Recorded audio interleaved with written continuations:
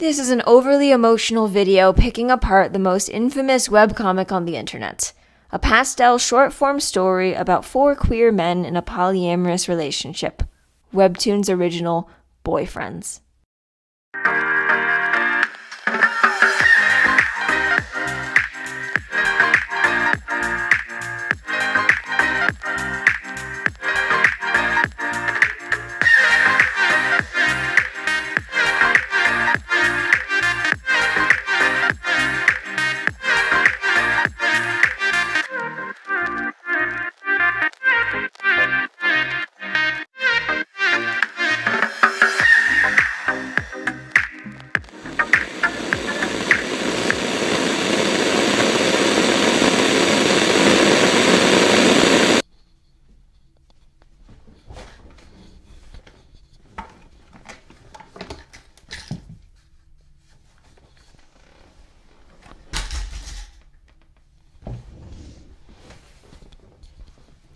Hi, I'm Nullbird, and if anyone's asking, if any of my, 3 friends that I, specifically told to tell me if I start behaving weirdly, if any of you guys are asking, I'm actually not manic right now, okay?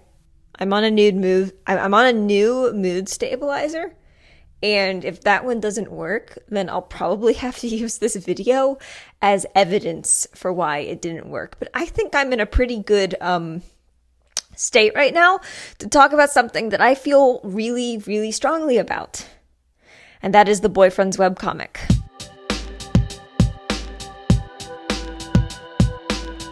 Prep is upset that he is single. What's a man gotta do to get a boyfriend around here? Oh, the wide-eyed stare of a situationship survivor. His roommate and best friend, who is totally not in love with him, Goth, decides to show him up by pulling a bad bitch right in front of him. The bad bitch in question is Nerd. And yes, that's what he's called out of universe. I'm not just making fun of this poor guy.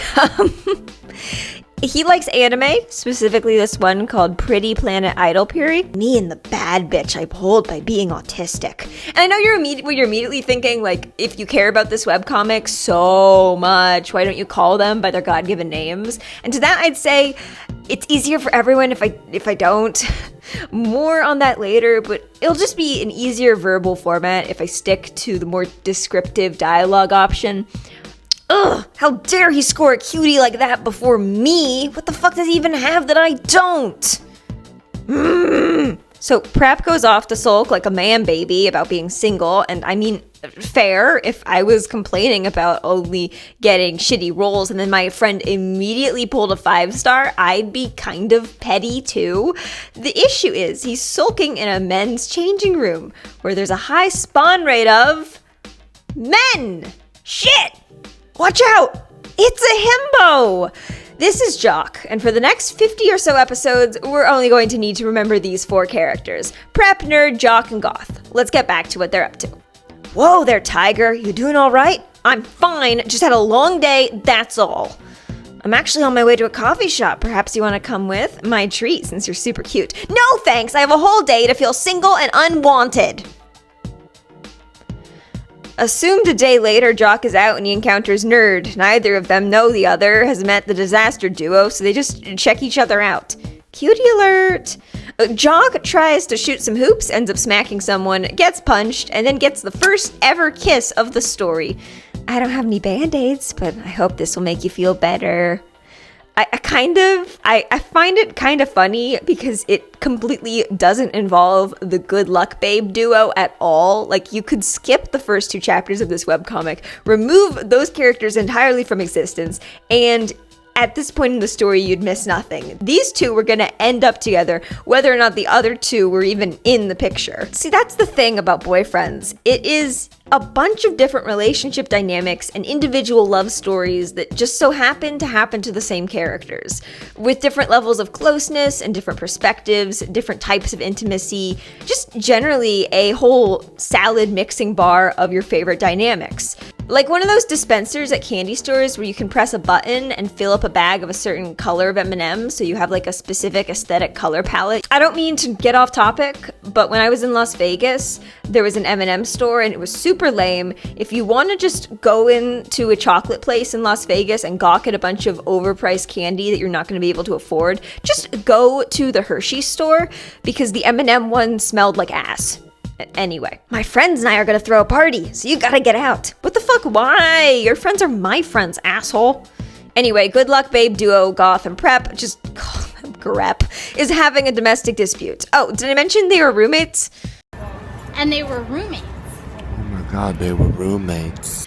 You always spike the brownies in these parties. You offer weed brownies to people who know those are weed brownies. They're delicious though. Yeah, and they like them. Actually, they invited someone that flirted with me the other day, but I was too dumb to notice, and I feel kind of awkward, so I might need you to be my social meat shield. Oh no, at this rate, everyone is going to be dating each other except for Prep. Anyway, Jock is now at the party, and Prep is being a needy, scaredy little bitch, so Goth just encourages him to stop clinging to him and get a drink. Just go drink or something if you feel nervous about talking to him. This motherfucker's really going for the whole bottle. 2 shots of vodka. Small note, Prep is kind of an alcoholic. That's dark. At the party, Jock sees someone who looks just like that one twink Wojak, and he just can't resist. So he goes over to where Goth's smoking a blunt. His clothes they all have skulls on them. That's the lamest cliche, isn't it? Isn't it? Here's a detail. Goth is asexual, confirmed. Refrainbow made a little comic detailing this on their Twitter, and for this reason, in every single scene where Goth is getting hit on or objectified, he's written in a position of authority. He's initiating it. He's not allowing himself to be uncomfortable because he controls exactly how far it goes. And as an asexual person... Wait, hang on.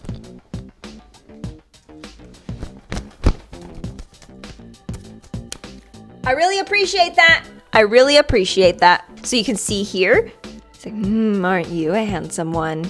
Dancing's not my forte, but what do you say we get out of here? I know a place with lots of toys we can play with. This is the first of many yaoi sex jokes. I was originally going to be taking note of all of them, but it reached a point where that became not a good idea. So Goth takes Jock into Prep's bedroom so they can play Jenga, haha, dick in his ass. It's a joke, like, oh yeah, be careful when pulling it out, putting it, that's the joke. I will admit it did get me, but it also got me some weird looks on the airplane that I was reading this on. That's a lie, I don't know why I said that. No one cares what you do on your phone ever. But I did read this comic on an airplane. Anyway, Prep walks in on them playing Jenga in his room. Goth is probably doing this exclusively to fuck with him. I mean, as a situation survivor myself, my boy did nothing wrong. This is objectively hilarious. Please play Jenga in your own room.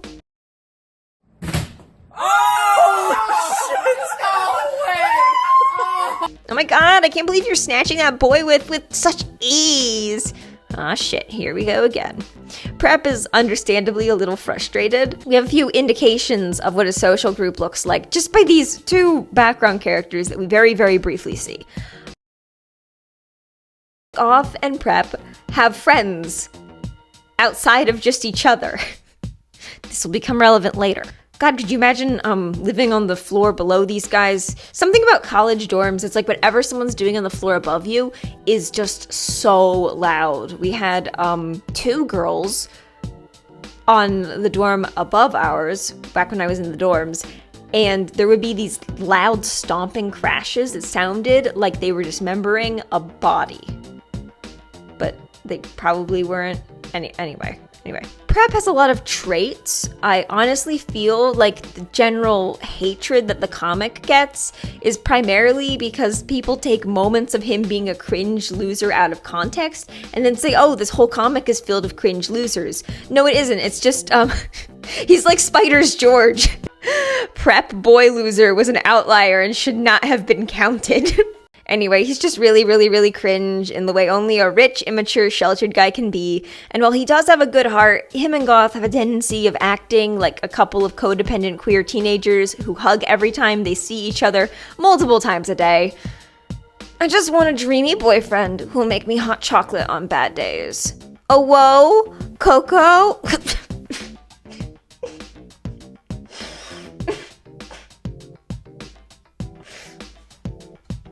And like, run a bath for me, you know, all that domestic shit. I'm just gonna shower real quick. Yo, I ran you a bath. Oh my god, thanks! I really need one. Seriously, just someone who'd tuck me in bed and cuddle me. You wanna be a big spoon or little spoon? Little spoon, please. Now, already, I kind of love this dynamic because it's so viscerally uncomfortable. You have a man baby and then Mr. Sunk Cost Fallacy, who live together, live like a couple, basically are a couple, but will not acknowledge that no matter what. It's the most universally gay experience known to man. And a lot of people see these scenes and their takeaway is, oh my god, Prep is so cringe and annoying. That's the point, he's cringe, no one else would put up with this, and yet Goth is still doing that because he loves him. Kazutoki no Uta is a dark shoujo manga from the 1970s where a dark-haired boy, Serge, desperately tries to take care of another, much more troubled boy, the blonde-haired Gilbert. As he spirals through loneliness and self-inflicted agony, Gilbert is a groomed rich kid who can't do anything for himself. The two of them are roommates, and even if it puts his own mental health in the line, Serge will do anything to take care of Gilbert, and... Okay, I think that's the universe trying to tell me to stop talking about Kazuki. We'll put a pin in that. Hey, so about a date? Date? I'm sorry, I don't know why I gave him that voice. I'm not a voice actor, I'm sorry. Anyway, the morning after that, Goth needs a win. He just needs a win, man. So he picks up Nerd for an anime date because nothing fills the gaping hole in one's heart left only by a disaster of a situationship like getting a date with a femboy with blue hair and glasses. Oh, he's so cool. I can't go out with him looking like a loser. I have to be as cool as he is. This is the first time we see admittedly the best side of Nerd, and by that I mean the college freshman who has no friends. And while this might seem like something mildly interesting for Goth to spend a Tuesday doing, for Nerd, this is a make or break pivotal moment. Wow. I brought some snacks. Do you want any? Nerd wants to look cool for Goth, so while they're starting up the show, he lights a cigarette. Anyway, it doesn't go well. This literally happened to me too. You meet cool people, you want to appear cool, you do something decidedly uncool, like cough your lungs out, and then you lie awake at night thinking about it for the next 3 years. Don't worry about it. You're fine the way you are. Are you getting sleepy? This is the second time we see Goth initiate intimacy. Good for him. I've been staying up late to finish all my assignments. If you're tired, I can lend you my shoulder for a bit. Huh. I'm sorry, I don't know what that noise was.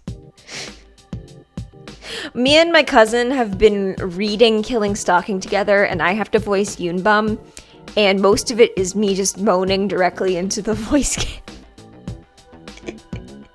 So, I'm sorry if I get a little taken away by that.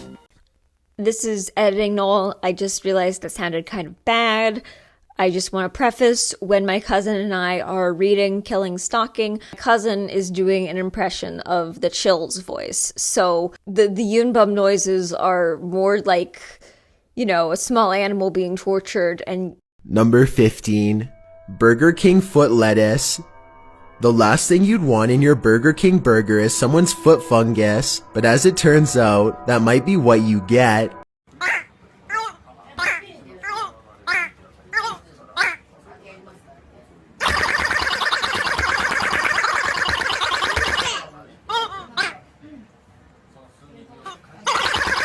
Nerd is exhausted because he's working hard on assignments. This is foreshadowing for a much later plot point. Just remember, Nerd, he doesn't have any friends, and he's tired from school.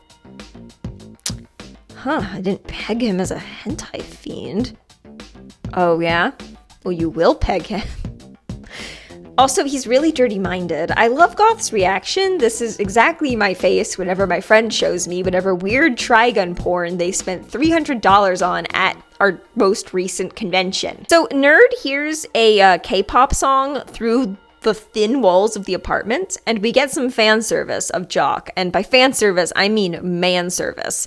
Jock is a total K-pop fiend and loves exercising by doing those overly complicated dances so many people look so cool doing. And this is the second time we have Nerd and Jock smushed together apart from the Good Luck Babe duo. Hello, can I help you? Oh shoot, does that mean you can hear me from your room? That's why I'm here. So Jock's apartment is also right next to Good Luck Babe duo. God, I feel bad for him. Remember my statement about how loud they probably are? Ugh. As an apology, Nerd, who does not live with them, gets a free K-pop dance lesson. Wow, I scored another date with another boy. At this moment, Nerd and Jock are big winners, Goth is a minor winner, and Prep is in gay baby jail. Prep basically spends the next chapter trying vehemently to avoid Jock because he's just so awkward and he's fumbled him so many times. And of course, being the puppy dog that he is, Jock is not going to give up on him, but still, it is extremely awkward. Forget me talking about smoking. That was the most college moment in the entire series. Does he not like me? This is making Jock, the gigantic himbo puppy boy, feel insecure about himself. There is no initial resolution to that. He just feels bad for a while, and that continues. Never mind, Jock is the big loser, even more so than Prep. Hi, mind if I sit here? Speaking of Prep, Nerd approaches him casually on a bench at college and interrupts his bitch fit. Are you okay? You look like you had a rough day. There's this guy that flirted with me and I didn't immediately notice, and then I keep making a fool out of myself around him, and he probably thinks I'm stupid and wants to make fun of me. He's really attractive though, like I would have dated him if I didn't miss the chance, but here we fucking are. He's such a loser.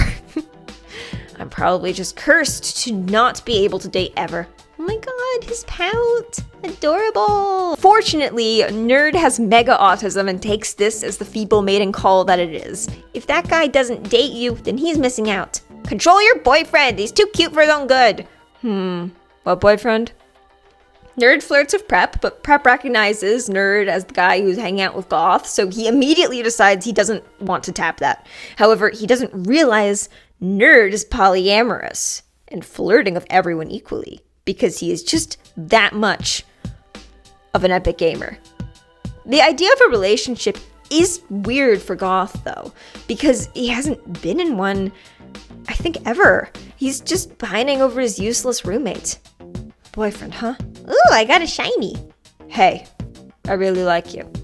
Goth hasn't expressed any actual emotions towards Nerd. We haven't seen inside his head. We haven't seen how he actually romantically feels towards this guy, except for a level of comfort and, of course, shared interests. So all of this coming in, it feels almost a little bit of a apathetic, stone-faced decision. So Nerd is just going through it. We're slightly put in Nerd's perspective, where we don't really see that much of Goth's inner workings and instead focus on his shock and delight when this Goth guy asks him out. Oh, I like you too. And your roommate, and that guy who always plays And your roommate, and the guy who always plays basketball in the court. However, little does he know he's poly. Romantically, of course. What? Oh, but I still like you the most. Huh? Which is very funny, considering how does he know that since he's never had friends before? Like, how did he figure that out? Was he just sitting alone in his room like, wow, hypothetically having a bunch of partners would be great. It's not that I've had any experience. I'm sorry, I need to stop being, there's people who are mean to these characters, and then there's people who are mean to these characters in a lore accurate way, and I am happily in the second camp. I enjoy how Goth is notably a little startled by this. Things don't always fit together neatly, and while he isn't opposed to polyamory, that doesn't necessarily mean that he's 100% on board with it. At least, not right now. It's a new experience. So you're into that, yeah? The polyamory thing? Yeah, but I won't force you if you're not into it. To be honest, the few times I've been involved with polyamory or really seen it play out, one person with strong people-pleasing tendencies trying to save everyone they care about and keep them close to them, or two people who really like the same person competing with each other. That's not functional polyamory. In fact, I don't think it would be out of place to say the grand majority of queer people haven't experienced functional polyamory. A lot of polyamory that I've seen just isn't working out for anyone involved. And that's not saying that it isn't capable of working out, it's just saying it's difficult. God damn, it's difficult. It's hard enough managing one relationship, let alone two that also know each other. Like, hey! Well, I'm not opposed to the idea. I think they're hella attractive too. Come on, Goth, if there's anything that will break you out of your situationship, it's a polycule involving all of you. Maybe we can try hanging out with those two first, before getting them into anything. Yeah, that sounds like a good idea. Their method of handling it involves a lot of communication. That's one of the things I've seen this webcomic get dragged for, it just being a bunch of situations where a bunch of sappy gay people talk about their feelings. That's so sissy! Isn't that so gay? Because if we are, I'd like to have a kiss, please. We'll see how our first official date goes, and maybe then I'll give you a kiss. We're getting the shyest little reaction from Nerd, as well as a continuation of giving Goth autonomy in the romantic or sexual situations. He's in control of this thing, and the Sanrio duo is the first to actually get together. I like that. I like how the narrative is kind of punching Prep in the dick. Hey! We got you guys seats. Yo! They meet in a cafe to hash this all out, or I guess just to hang out casually one time to see if the vibe is correct. Jock and Nerd have saved the booth, and Prep and Goth are coming in, but we still haven't had any closure on Prep and Jock's situation. Remember, Jock thinks Prep hates him, and Prep is like terrified of Jock. Now Jock is currently caged into a booth by this colorful twink, and he's about to be, not initiated into a polycule, but initiated into a friend group with a man who he believes hates him. Jock, are you okay? You could basically see the controlled panic. That's one of the things that I really, really appreciate about how this artist, Rainbow, portrays the characters. There's so much micro expressions. Are they on bad terms or something? I don't know. It's so deeply funny that Goth somehow forgot that he was dragged into a party because Prep did not want to be alone with Jock. And how did he forget that?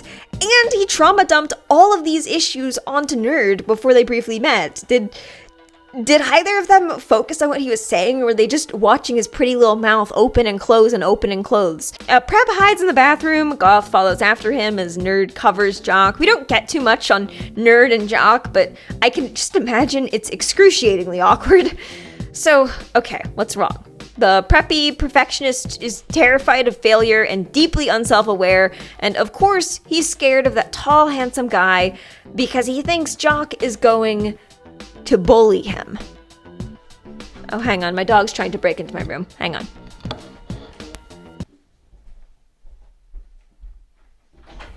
Baby, come in. Come in, baby. Hi. Hi. You okay? You okay? Feel free to come over here. I'm just recording a video. Sweetheart. She's not going to be on camera. She's not going to be on camera because I don't want to exploit her. I'm already awkward around him and I keep embarrassing myself in front of him and he's just going to make fun of me and... He made fun of you? Well, no, but I like this line, the way Goth almost accuses Jock of hurting Prep. You can definitely see his situationship protectiveness poking out. Need to get your shit together. You're just assuming things at this point. Fucking talk to him. Don't yell at me. I'm just a baby. Prep is so useless, but unfortunately, Goth's tendencies of just looking out for him have made his incompetence validated. He needs to be pushed a little bit. Fucking talk to him. So Goth sulks back to the booth and Jock goes after Prep in the bathroom, and while those two are having a conversation around their, at this point, arc-worthy miscommunication, Goth and Nerd start making out hard, and yes, Goth initiates, because of course he does. I'm not making those noises. I just want to say sorry. I've been trying to ask you out these past few days, and it seems like I just make you uncomfortable. I'm sorry. I just assumed the worst of you. I thought you were just gonna make fun of me since I keep making a fool out of myself in front of you.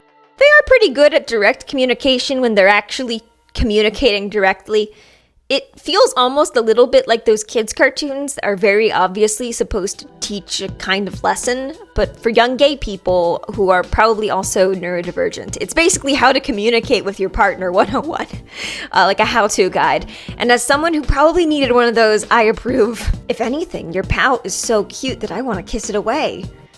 Anyway, all is good. They make up. Making Jock and Prep's relationship the first one officially started and or happening around Prep. He gets a boyfriend before being asked out by the polyamory brigade. I like that. That offers more autonomy and forces this man-child to actually face his problems, instead of just Goth spoon-feeding the solution to him, which I'm sure Goth would enjoy. So, they start to make out in a public men's restroom, but Prep gets cold feet and calls it off. He's a classy rich boy, and he's not getting it done in a Denny's like some plebeian theater kid. However, Goth and Nerd are already at second base, with Goth initiating and Nerd absolutely lost in the sauce. They're worse than us. Oh, you guys are back? We ordered you pizza. This level of absolute apathy is a universal asexual experience. I fear I speak for all asexual people here. As one comment put it, well, that escalated quickly, but they're so cute. Pleading face emoji. We get some pastel sugary goodness as our boys enjoy an arcade. And, of course, these guys have another very awkward kiss, which is quite funny, and it makes me realize why most yaoi couples are usually not the same height. Can I have a goodnight kiss? You're really needy, huh? Jock and Prep are kinda together, Nerd and Goth are definitely together, but this won't be boyfriends if it just stays monogamous, now, would it? This little mini arc is finished off with some last little thoughts from all of them. Goth, astute as ever, is just, I don't know, they had switch cases. Oh, he doesn't actually hate me. I have a boyfriend! Which is really funny that these two are the ones that are together. Like, God, could you imagine one person is like, oh my God, I have a boyfriend. And then the other person is like, oh my God, he doesn't hate me. Ah, thank God I have a lot of button-ups. That did good for him. So now they're enjoying the dating life. Oh, what are you doing? Stop beating me. You make me look like a scrub. Goth and Nerd are all over each other, and Goth is obviously initiating. What are they so loud for in the morning? Just woke up. Also, Prep? Oh, that's a wine bottle? Why are you day drinking, buddy? What is that? 2 shots of vodka. I really like how the author could very, very obviously write porn. Like, you can tell by the paneling that that is probably what he mostly did before this. Not to make any assumptions, but there's a specific way in which it's drawn. However, Boyfriends isn't a story that's like that. It's flirty, and there's definitely something kind of sexual about it, but it's not sexy. You know, mostly because these guys are so simplified chibi, it's pretty impossible for them to be erotic, though I will keep you updated if that changes. I want to hold his hands. This reminds me of my first date with a boy when I was 13 and he was 14. I know, someone locked this freak up. And we were walking around a Walmart because what do you even do when you're 13 and can't drive and have no money? And he asked to hold my hand and I accepted, and it was really, really weird. No one else is having these issues. It's literally just this cringe boy loser, and honestly, I kind of love him for it. You'd expect someone else to be the awkward one, not the rich, popular boy, but honestly, rich guys are very nervous. I went to school with a lot of them. And they had the gall to make out on the shared couch. Oh, you just know the gossip in this group goes insane. He's always so into PDA. I want to return the affection, but I don't know how. What's up, babe? Prep's shyness leads to him surprise glomping his boyfriend and spilling coffee everywhere. namely on poor Nerd. Nerd's wardrobe is in dire need of an update, especially after all of that. But no worries, it's time for Prep to actually be useful for something, and by something, I mean his money. He said he's gonna get me some new clothes since he felt bad about spilling coffee on me. Get in, we're going shopping.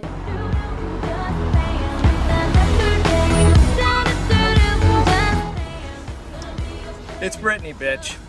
Now, none of the other characters appear to come from wealth. Nerd and Jock are financially secure at least, and Goth might or might not have been homeless before college. That part's left kind of ambiguous. We really don't know. But Prep?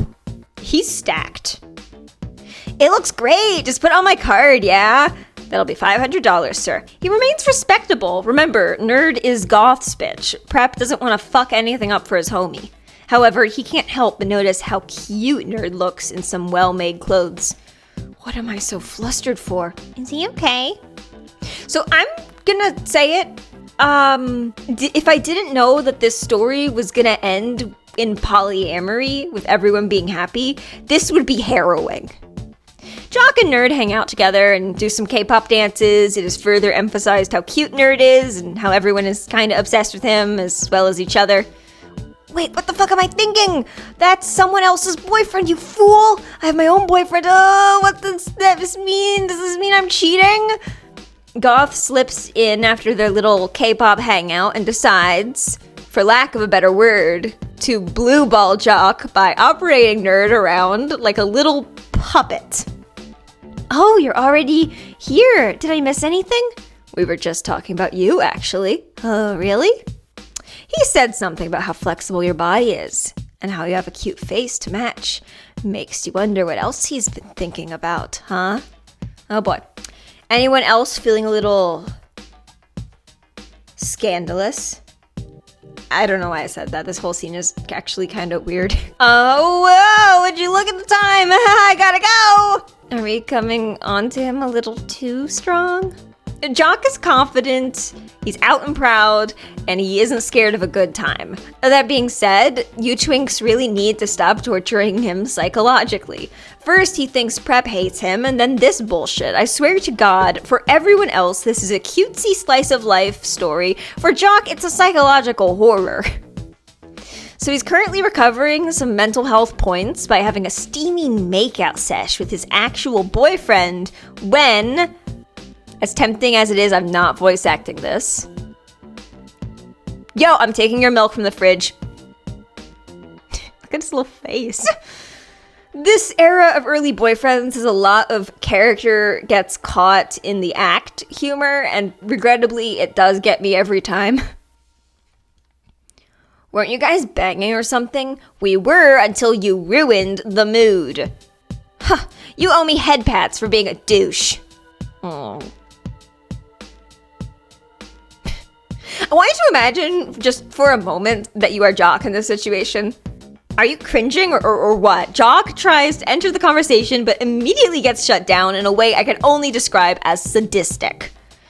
Wow, what a fancy way to say you're a cuck.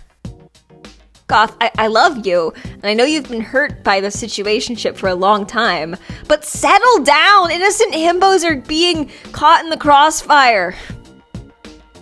Am I a cock? Of course, maintaining this aura of cool nonchalance, Goth proposes Jock join them. And what I love the most is how he doesn't outright say, hey, wanna join my polycule? It's a bit more subtle. It's a wee bit seductive, actually. I don't think anyone's ever used the word we and seductive in the same sentence.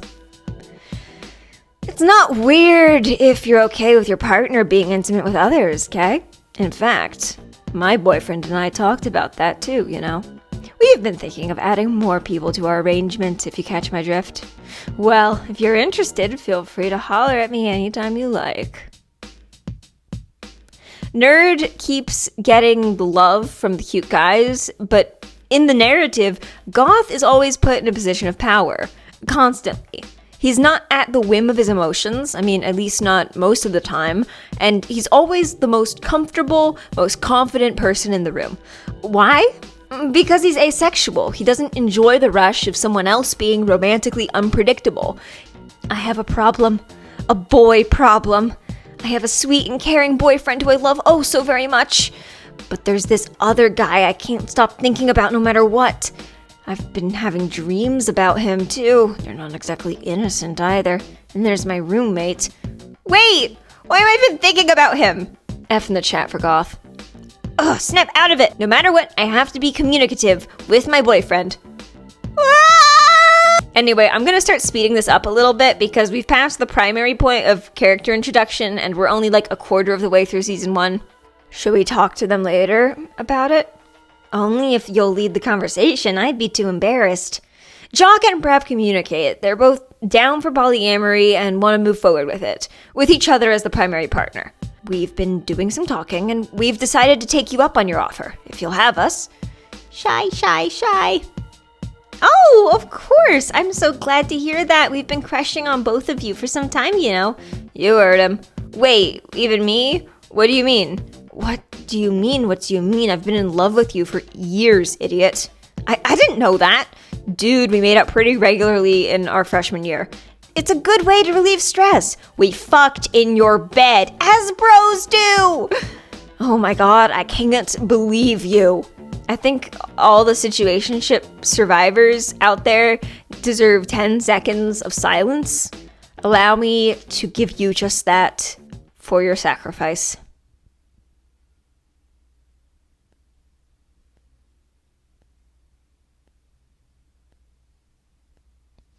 My favorite thing about this scene is how mortified Jock looks. Like, he just found out the tip of the iceberg that he has crashed onto.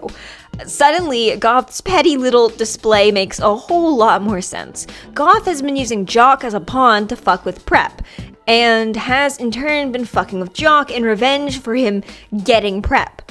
All of this is in the most low-key, non-hostile, non-toxic, lightheartedly teasing way possible, but the subtle undercurrent is of malice, at least at this point in the story. And it's just so much. He's so schemy. He's like a little fox. And he just won. Combined poly experience, 0. The gang has to discuss some ground rules for their polycule, mostly just the idea of them needing to communicate together if anything goes wrong. Nerd gives people some smooches. Look, in the end, all of this hinges on him. It was his queer ass who actually introduced polyamory into this fairly mainstream group of boys. There would have been nothing if he hadn't first brought it up. This is his doing. They get onto the conversation of sex and even briefly talk about STDs. Yes, you heard me right. The boyfriend's webtoon advocates for STD safety and removes the shame of having the herpes. Here, they say it here. I don't mind it, but if we're gonna have that as a group, shouldn't we get tested just to be safe? If you both have cocks, you should probably wear a condom anyway, because who knows what else is there. Yeah. Anyway, Goth assumed Nerd was way more sexually mature than he was due to his relationship with hentai, and quickly Goth regrets everything. It's one thing to pin down and make out with an experienced person, someone who knows what they want and is assertive enough to tell you that, but to take a first-timer for a spin in such a domineering way, even if he's entirely consenting and fully into it, I don't know. I'd feel a little guilty if I was Goth here. Well, we haven't really had sex since I'm still recovering from my surgery. I've never had sex ever. He didn't know. Don't worry about that. Yeah, we'll just go at your pace. I didn't lose my virginity until my end of year freshman party. What? What's that look for? If I was Goth, I'd be having a lot of very complicated feelings about all that. And my unaffiliated friends on the other side of the world would be hearing all about it. I think this is an excellent time for the first intermission. It's a good time to give you an overall opinion and restate some information that I haven't gotten the chance to talk about, rather than just keeping going and boring you all to death. I'm funny, but I'm not that funny. If you want to just watch these characters hang out, you absolutely should check out the comic. Let's reintroduce the characters, shall we? Prep is a rich cringe boy who is very babyish. He's implied to be an alcoholic and is terrible at picking up on social cues. He's just autistic, Your Honor. However, he does have some control freak tendencies and doesn't handle pressure very well. If given the opportunity, he'll just languish in his own misery. And that's why he needs the tough love of Goth. Goth is a chain smoker stoner with an alt aesthetic and a protective nature. He's a walking contradiction. He doesn't like physical affection, but he enjoys riling other people up, as long as he's the one to initiate. He's affectionate but standoffish, off to the side and masked by a plume of smoke. He's warm when he wants to be, when you need him to be, but every action he takes is masked by a strong apathy. I have no clue what he's thinking at any given time, if he's thinking, if his mind is even something you'd want to be in. Also, he is trans, and very recently had top surgery, good for him. Nerd is the youngest and the closest to being a shut-in. He loves anime, but he's a weird mix of technically innocent, but not innocent on paper. For instance, he's a virgin who hasn't smoked or drank or done any drugs or driven himself anywhere, but he's read the nastiest tentacle hentai known to man and is surprisingly forward about his own wants, even if they are a little bit out of the mainstream. It's almost as if he takes on the persona of one of those hentai fiends he enjoys, a flirty, bubbly, confident queer man. However, the insecurity is still there. Deep beneath the pastel ocean, he's in a place he does not fit into. Jock is the puppy boy in this pile of cats. He's the one driving the vehicle, and I would trust him with my life. He's confident in himself, in his masculinity, and always down to have a good time. A hardworking, kind character who was probably inspired off of Clark Kent, not gonna lie. A lot of his character is shown in his subtle reactions, in the plot points that often get overlooked. He was anxious that Prep liked him. He was upset that he liked Nerd. He was confused and empathetic that pined for Prep for so long, and most importantly, he's the guy who holds the map whenever they have to go somewhere. Alright gays, where are we dropping? Now, there's something you're probably realizing right now. These characters are not their tropes. Nerd is someone outside of just being a dork for anime.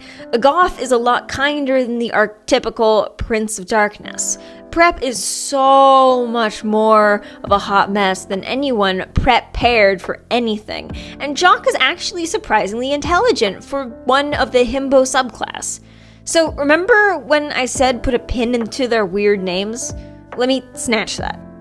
The characters have their own names. It's confirmed on the creator's Twitter.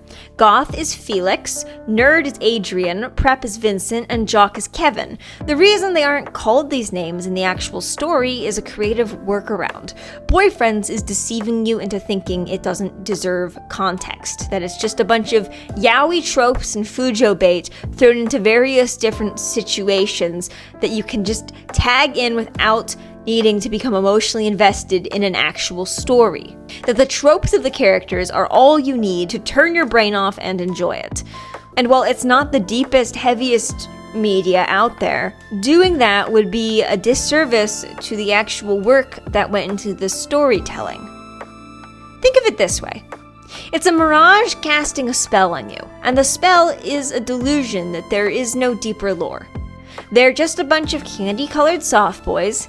Don't worry, it's not gonna get depressingly horrifying later on. With that intermission, let's breeze our way through season 1 and hopefully be able to get to the really fucked up stuff without spending another hour annotating webtoon plots.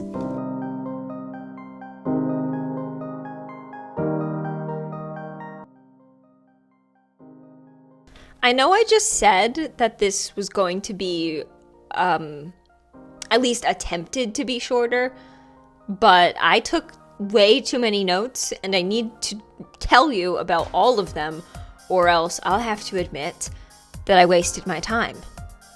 So we're gonna go through a very in-depth analysis of the second half of the first season of the Boyfriend's webcomic. Hold on, I'm not about to have an amusement park date without some cotton candy. Ooh, I want some too. That's more like it. Yo, what the fuck? This is going to be an amusement park date. Naturally, they have their first canonical kiss. when Prep tries to pry the cotton candy out of Goth's mouth. And you should note here that Goth is a little startled that this happened because it's one of the first instances where Goth did not initiate the kiss. He was kind of just subject to it. So Jock asks where they want to go because he wants to make sure everyone's having a good time. And Goth suggests they try out a haunted house. While you might expect Jock to be the strong one who's not scared of that ghostly shit, he actually gets terrified right away and jumps into Nerd's arms and they both fall down. I'm so sorry for not holding you up. It's okay. If anything, I'm sorry for jumping on you like that. Can we get on the Ferris wheel, please? Oh, I'd love to. I don't think I can go on anything too high right now. I'm still kind of nauseous. Ah, right. Why don't you two get on it and I'll stay behind with him? We'll find something else to do and meet up later on. Is that okay with you guys? I'm okay if you're okay. Yeah, I'm okay too. Fuck. Hey, am I getting in the way of your initial relationship? Yes, he is. He would absolutely be intruding on their initial relationship. After all, Goth had been pining after Prep and then dated Nerd on a whim. Now that they're in this whole polycule situation, Goth and Prep are together, but Nerd is still stuck in the middle. Obviously, these two know each other much more intimately than Nerd knows either of them, so of course he's going to feel like a third wheel. I would be so guilty in his situation, especially because now they're on a Ferris wheel, a very coupley thing, a very romantic thing, and Prep is sitting beside him while Goth goes with the other guy. It's weird. You're not getting in the way of anything. I can't say anything on behalf of the others, but I'm sure they'll say something if they have any issues. Of course, Prep is going to assure Nerd, because Prep was not emotionally in that relationship. He thought they were just bros. So obviously, he doesn't have any complicated feelings. Goth does. Goth was the one who was basically in this romantic relationship before it was even a romantic relationship. Now, you would imagine Goth will just communicate if he has a problem, right? Well, here's the issue. He bottles up his emotions like he's gonna sell them on Etsy. Thank you so much for the reassurance. Puts my mind a little bit at ease. Not completely. This is a band-aid over a bullet wound that's going to get infected. Meanwhile, while this is happening, Jock and Goth are playing duck pond. They decided that whoever wins a certain amount of carnival games gets to ask a favor from the other person, and obviously with this being boyfriends, Jock asks for a kiss when he inevitably wins duck pond. This is interesting because this is one of the first times that Goth is being put in a situation where someone else expecting something romantic or sexual from him. He's not initiating. Someone else is asking him for it. And as you might be able to remember from this part, he looks a little startled when that type of thing gets sprung on him. He's also asexual, and his method of showing affection is through initiating it, having a strong sense of control. But he still grabs Jock by the hood and kisses him. Let's look a little bit closer.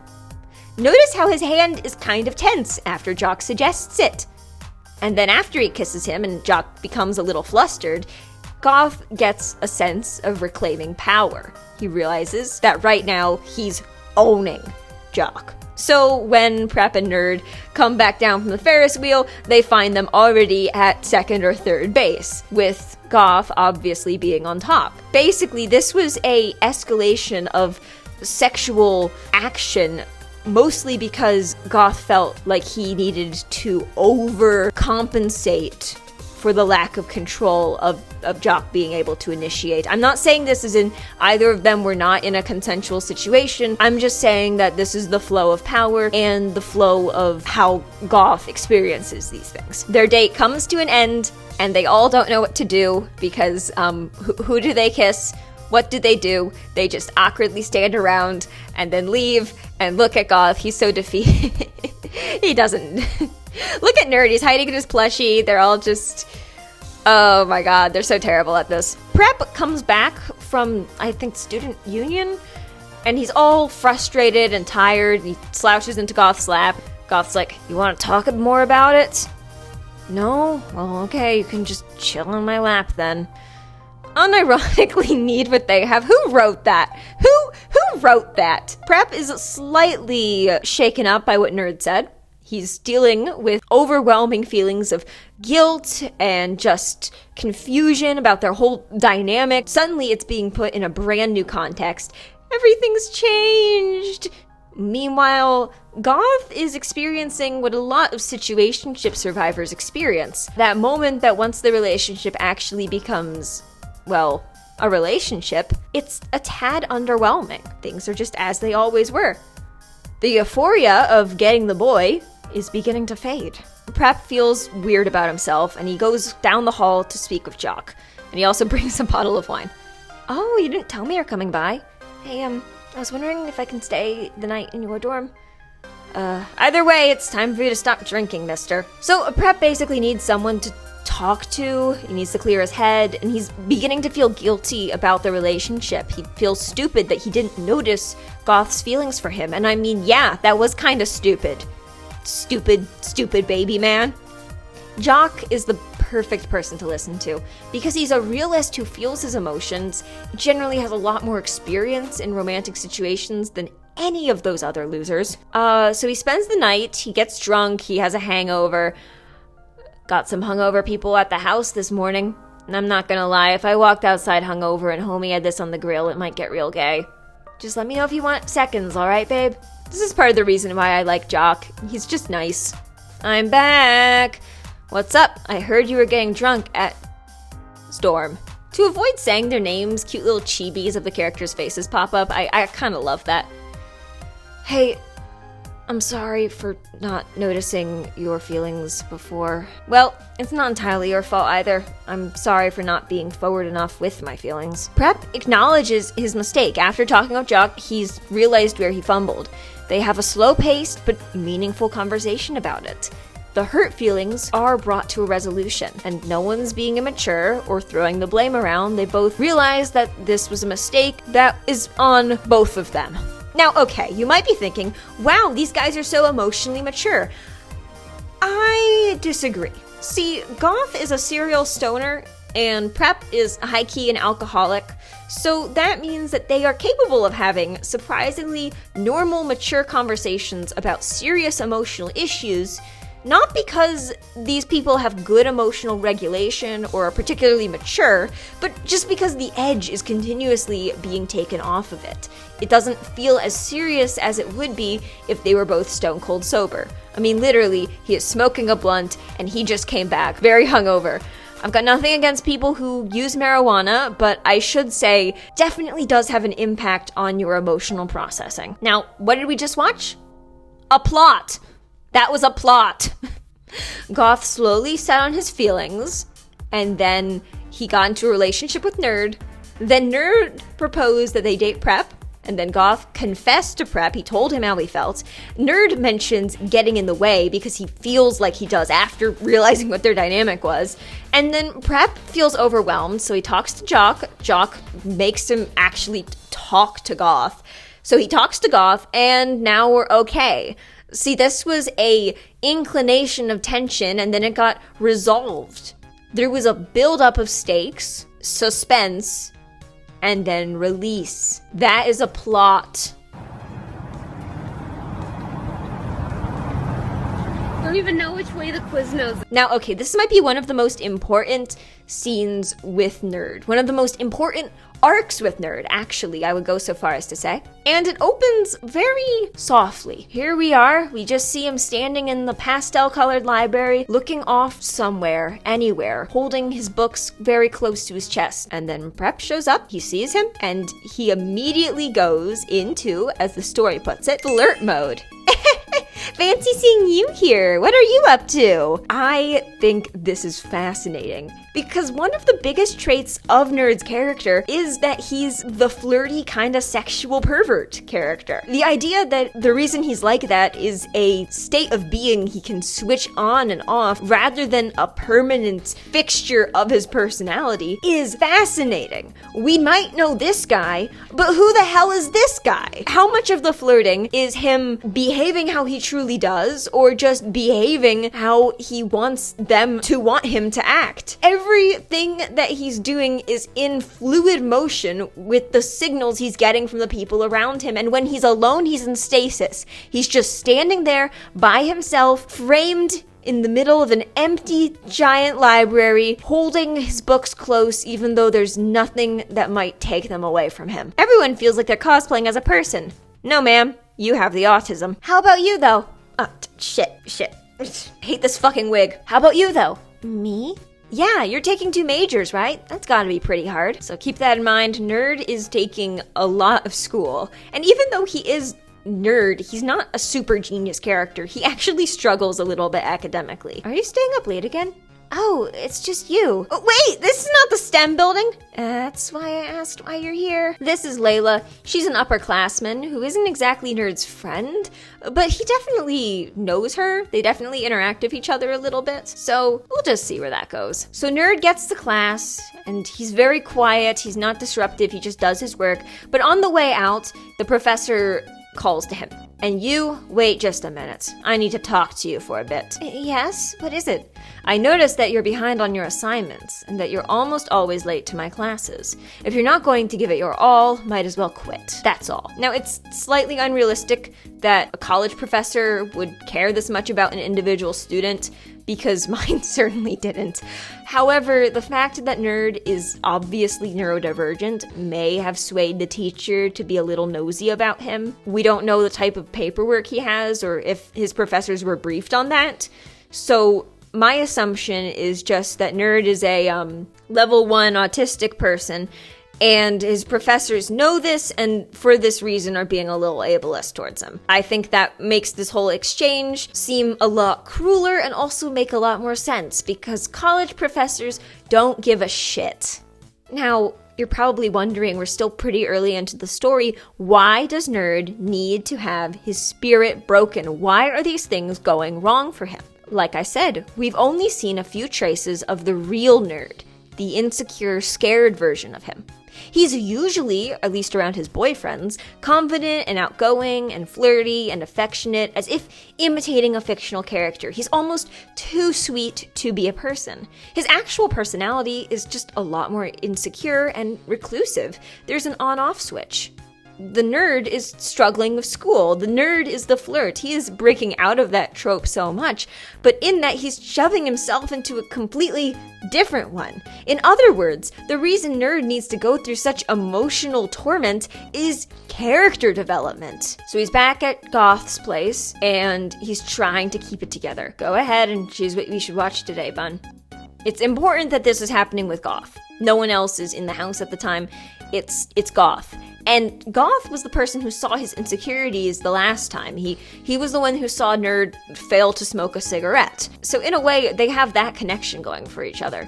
Similarly, with the conversation that Prep and Nerd had on the Ferris wheel, there's a bit of an interesting tension about these two. Also, the way my heart dropped when I scrolled down and saw that Nerd's hands were shaking. See, I'm very invested in these characters, not only because I've been taking meticulous notes on them, but also because they're frankly pretty likable. And the stakes of a situation don't need to be high as long as you care about the characters that they're happening to. It's why I don't give a shit when a lot of people died in The Walking Dead. They didn't matter to me at all. Meanwhile, for a sitcom with an endearing character, watching them do something embarrassing is like ripping teeth out. So Nerd is the most emotionally connected to Goth because of that layer of intimacy they share. Who wrote this? High-key my OTP, not gonna lie. Goes to get snacks. He comes back. And Nerd has just started crying. Look at this expression of complete and utter just shock. And like, as soon as he sees it, like, this was not intentional. Nerd was not trying to cry. It wasn't part of his soft boy persona. He wasn't trying to appear as he normally does around his boyfriends. This was a complete accident. He's turning away. He's hiding. He's wiping his tears as quickly as he can. He cracks immediately as soon as he's got any crumb of safety. When has he ever been emotionally honest? Except for that time when he got flustered of the cigarette. But when? Come on, talk to me. It's just a bad day. Don't worry about it. Really. So he pulls him close. The moment is tender.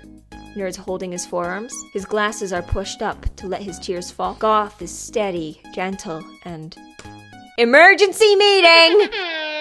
That was a great, well-foreshadowed emotional setup for this plot point. Why did they fragment it with an Among Us joke? That's cringe. Objection! A serious moment should not be interrupted by a cringe joke. That's an obvious rule. But this is not actually a serious moment. This is an honest, emotional moment, sure, but no one died, no one got hurt, nothing is permanently ruined, he's just having a bad day.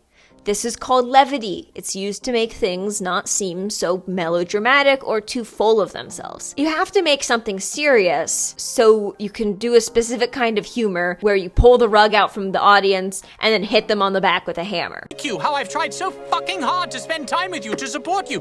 You don't owe me those things, but you can't just ignore all that. You know, Stolas, I spent the entirety of this morning listening to love ballads. And that was still the gayest thing I've heard all day! And if I continued the tone of just being super serious through this entire thing, I'd sound so pretentious and I'd probably get another fries bag comment. So Goth is not at all emotionally equipped to handle this. Keep that in mind. His first go-to solution is to call in the other boyfriends. You guys are too nice to me. This is the first instance of Goth relying on others, even if it's disguised as him helping another person, but this isn't about him. So we get a few pages of them being cute and wholesome and making him some hot cocoa and letting him take a shower and just people being supportive and going at a reasonable pace. Your professor said that to you? Yikes, he was being a little harsh. And this is because you keep taking him away on video game nights. We don't always play video games. Also, fuck school. I'm also gonna point out, Goth doesn't have a lot going for him. He barely attends class, smokes a lot of weed, and plays video games all day. His elusive coolness is beginning to ebb the more of a big picture we get to see. The others have goals. He doesn't. Basically, Prep suggests that they form a study group to help Nerd catch up on his classes and so they can all cram for finals. It's okay, we'll join you guys. It gives him a reason to start working on his final project earlier, which is good. But do it for him. Okay, baby, I'll do it for you. The apathy persists. What we need is a talk between Nerd and Goth. But we can't have that because Goth can't be alone with his feelings. So they have the study group. This somewhat concludes Nerd's education arc, but is left without any closure for him in particular. The insecurity and the masking is still there. He just isn't failing school anymore. But at the same time, it was only a hard day. He had to get through the day, and then that's it. His boyfriends helped him.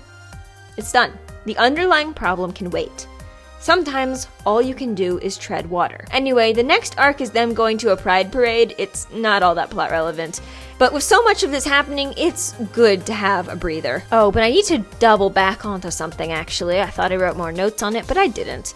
Notice how Prep is asking Goth to give up some of his personal freedom for Nerd, and he says, fine, I'll do it for you. This indicates that his level of intimacy with Jock and Nerd is nowhere near the care he has for Prep. In a way, he's almost like he's only in a relationship with Prep. Prep just also happens to be in a relationship with Nerd and Jock, as well as him. There's no long-lasting emotional romantic connection between Nerd and Goth. Isn't that fascinating? This is my boyfriend Derek. This is Derek's boyfriend Ben. All right, pack your bags because we're going to the beach. Oh, beach episode? What, are you, a vampire? I don't like the sun, you know this. Call me a loser, but I really do like the mundaneness of this chapter. I like how they had a panel of them filling the car up with gas, and then they had another panel of Jock and Nerd being obnoxious about a K-pop song while Goth is trying to restrain him and trying to get him to sit down because they are being so cringe. I just love this kind of low-stakes, easy storytelling where you can just let the characters sit in the moment and you can enjoy them for who they are. Like slow slice of life stuff that isn't anime, because anime is always weirdly sexual and weirdly mean-spirited. I get to see them shirtless! I'm so ready! But can we just acknowledge the appreciation that the author has for the male body? And also with Goth. I'm gonna keep this brief, but there's no gigantic junk, but nice weight distribution. It's very much in line with he's been on T for a few years. It wouldn't have been a problem if they didn't do it, but I think it's nice. I'm sure a lot of trans masks will appreciate that. I can't wait to get the beach bar myself. Why did he change into that drunk beach uncle get up again? Nice weather today. Perfect for surfing. A wetsuit. I want to go inside already. How is he managing in the heat? However, none of them are pandering to Nerd's thirst. The joke is that you thought it was going to be a lot of ogling, but it isn't. Isn't this the first time you're going bare-chested? Oh, my baby's all grown up. I'm not your baby. Yes, you are. Now, notice how they talk about Goth's trans journey. He recently got top surgery, as in, like, in the first few chapters, but they're following a pretty realistic healing process. And as they're acknowledging it in a totally natural way, Jock looks over his shoulder. You look good. Huh? Now, throughout this episode, Goth is gonna begin to warm up a little bit more to Jock. And I think some of this is coming from the very real desire to be acknowledged for the gender that he is. I think with Jock being an absolute pinnacle of standard masculinity, you know, Clark Kent, this type of thing is very meaningful for Goth. So it's only natural that even though he knew Nerd for longer, he started to fall for Jock even quicker. Now, this is the first time we see something actually visually get to Goth. It's centered around his appearance, as in his gender, but also his sexuality too, to an extent. Even Nerd notices it. This is unusual. Goth normally doesn't have a reaction like this. Jock managed to connect to him on a deeper level. He managed to find his actual depth. He was interested in him. Also, Goth having a new crush in this new relationship seems really, really important. He was already stagnating a little bit in the end of that situationship, and part of this polycule is them getting to have multiple love stories all wrapped up as one continuous relationship. This is Goth's first love story. So we just want to say thank you. They're all very happy that Prep's parents paid for this expensive beach holiday, and obviously I can tell that the author has a clear frustration for the trope of character mostly takes someone for granted. They all do something nice and polite to show their gratitude. And Goth's arc ends with a nice resolution as he's dragged just an inch out of his shell and realizes that maybe he can have feelings for people that aren't just his childhood friend. And guardian of the sun. Poseidon quivers before him. Fuck off. Alright, sir, your total is $15,000. How my unemployed friend feels when I offer to pay for Starbucks. So there's a little breather. Prep wants to buy Jock some expensive sneakers that he was eyeing. Jock is a little bit uncomfortable because Jock just doesn't have very much money and feels a little bit weird about it, but Prep insists anyway, and we move on to another arc that centers around Nerd. Nerd wants to have a roller rink date, and so he takes various different boys out. I'm sorry. I wanted to do this for the whole bit, but I just can't. Oh my fucking god.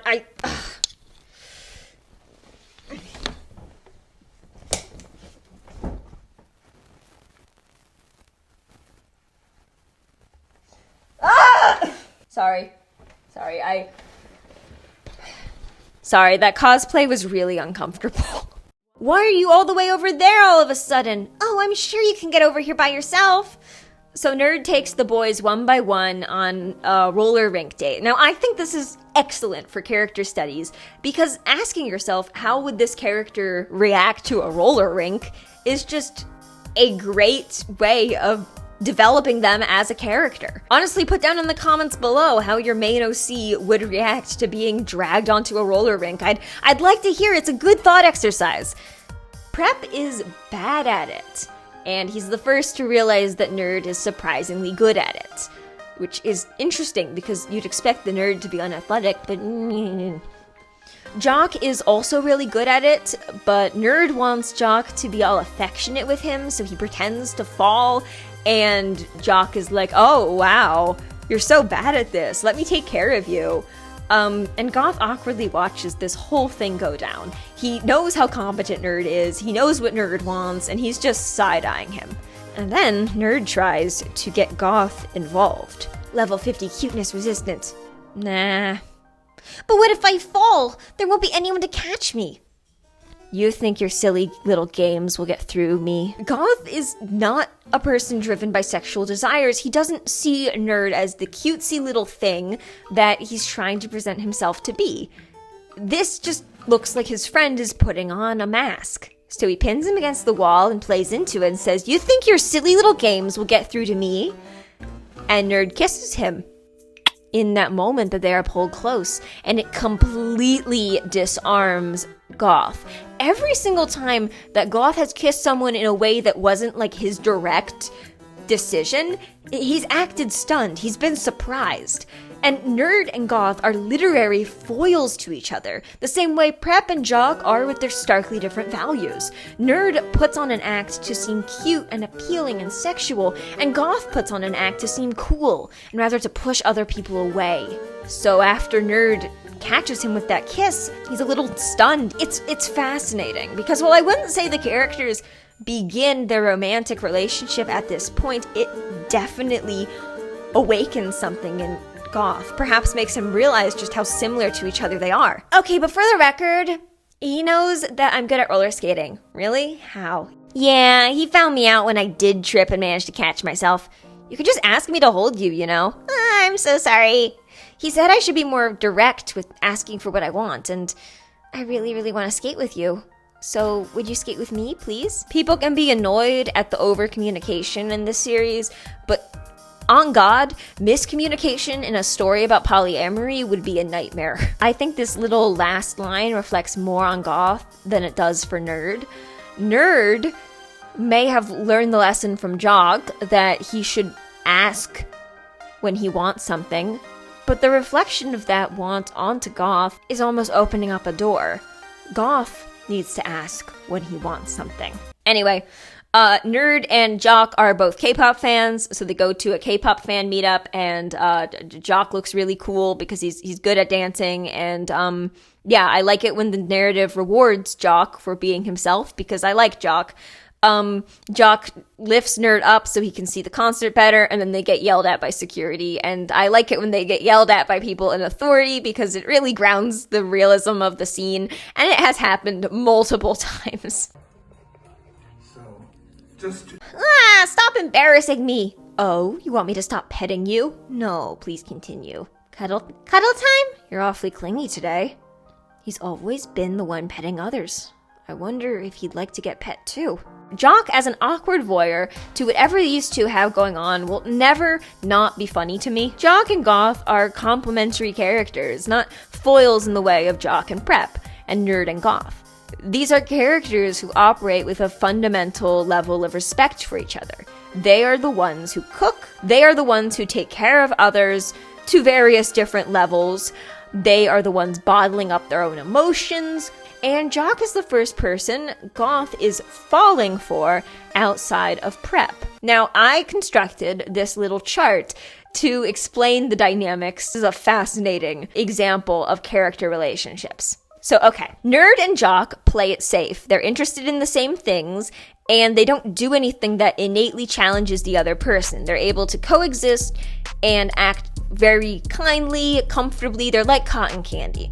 The same way, Prep and Goth have lived together for so long that there's no inherent conflict between them. They're fine, they get each other. Whatever's happened, they've already experienced it. That makes these two the playing it safe couples.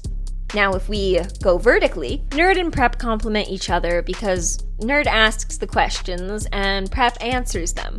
Nerd is the one person that Prep can really be confident around without getting flustered. Basically, when those two are in the room, it brings out the best qualities in both of them. It adheres to their strengths. There's generally less conflict. The same could be said for Goth and Jock. Jock is not overly reliant on Goth. So he allows Goth to come out of his shell a little bit and just be a person outside of his clingy dynamic with Prep. Goth doesn't really expect anything from Jock, so they're able to interact with each other on a more equal level. Now we're gonna get into the foils, characters who seem actively capable of making the other one go on a little bit of a character arc. Prep is an entitled rich boy, and Jock is someone who grew up working in his family's restaurant. They come from very different places in life, and they also have very different communication styles. You do remember that arc in the beginning where Jock was certain that Prep hated him, and Prep was certain that Jock was gonna make fun of him. Meanwhile, Nerd is someone who bottles up his emotions and generally acts in a way that others will find more appealing. He acts cutesy. He's very much putting on a mask. The same is said for Goth. So when these two are alone, it's a weird clash of masks. Neither of them are quite being themselves, but they're definitely being something, and they can see each other for what they are. At least Goth can.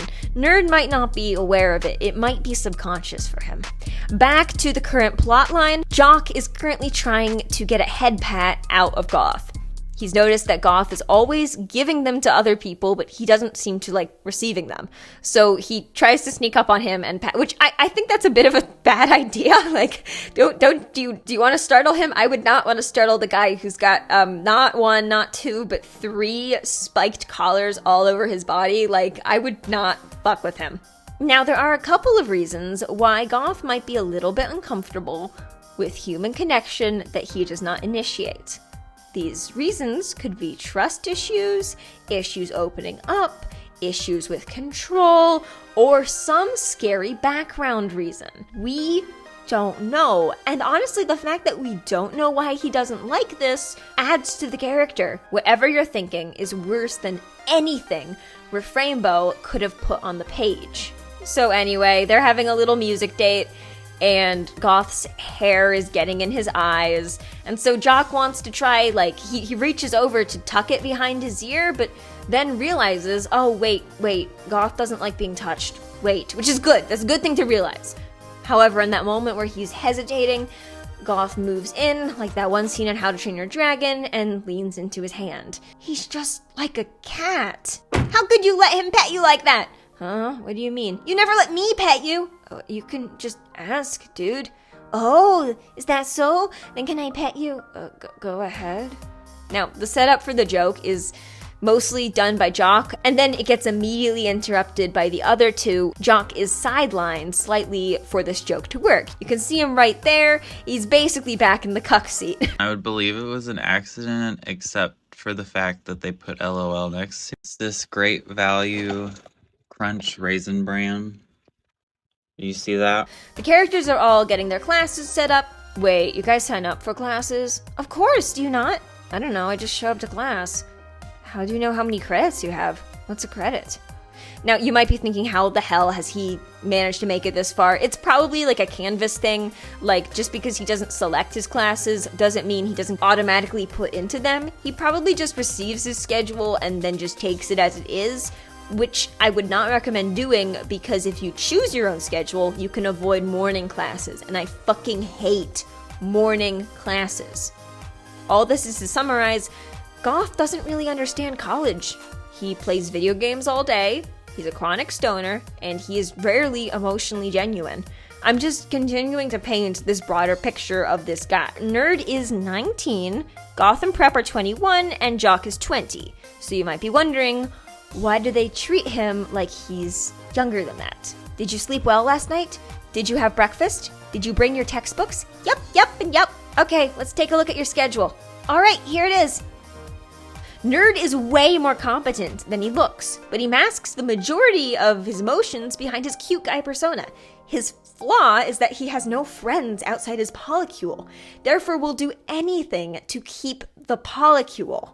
So, Prep and Nerd are put in the same class as each other, but this is where some conflict arises. See, Nerd's persona when he's around his friends is completely different than the studious, smart person that took 2 majors. So he starts flirting with Prep, I'd do a presentation about our chemistry, or perhaps we can just learn about each other's anatomy. Ahem, can the two gentlemen in the back stop making out, please? Nerd is almost immune to exterior shame when he's in this mode.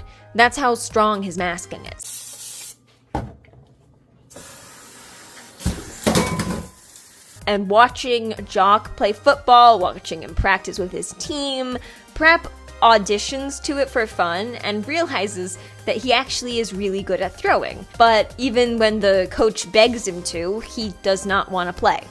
Working out and playing sports are two different things. One gives me a great ass, and the other just tires me out for no reason. I made a little ranking system on how strong the boys are. Jock is sporty, Prep works out because he likes how he looks with muscles, Nerd has siblings and probably a little bit more physically fit than you'd expect, and Goth, no, he's not athletic at all. God damn it. Aw, I heard there's a gelato bar near the laundromat. I want ice cream. Can you buy me ice cream? You have more money than I do, but it tastes better when you buy it for me.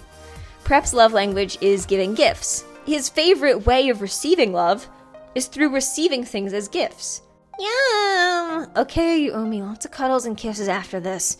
The joke of the scene is that they're acting like middle schoolers, and there's just this one minimum wage employee who's just kind of squinting at them like, okay. Whenever they're in public together, they're a couple of dumbasses who like each other.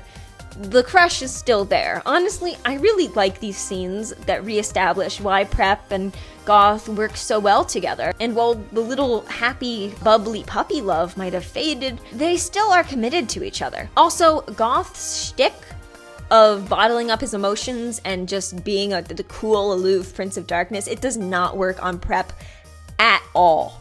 Have a little emotional moment. Prep talks about how much Goth means to him, and then they kiss in a laundromat in what is totally not a BTS reference. Don't even. So, while these two are talking about their mushy feelings in this laundromat, we get an insane lore drop. I know I've said that they are childhood friends, but honestly, we did not know this until it's mentioned in this scene.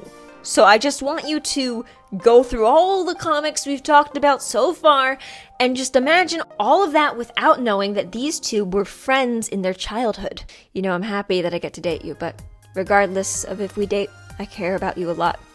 Goth has officially gotten over the pettiness. Yippee! This scene finally put it to rest. He realized that dating Prep doesn't really matter because their relationship is bigger than that. It's as if they've passed being boyfriends and reached the status of family, of an old married couple almost. We get a lot of awkward humor, which is kind of the staple of boyfriends, just having two characters making out while the other two are just awkwardly standing around. Come on guys, that's your cue to join in. Come on. For this little short story arc, Prep tries to play some Super Smash Bros. And he's bad at it, and then they decide, oh, maybe he'll like Animal Crossing. And so he starts playing Animal Crossing, and he gets really, really addicted to it, and they all have to intervene because he's too addicted to Animal Crossing. Anyway, at this point, the boyfriend's characters are in a position where they're not really being actively challenged by each other. Goth and Prep are over their whole thing. Goth is beginning to somewhat open up to the other boys. Nerd's issues have reached a functional let's not talk about it, and we are definitely not on Jock yet. Also, Prep thinks everything is great because he's a dumbass.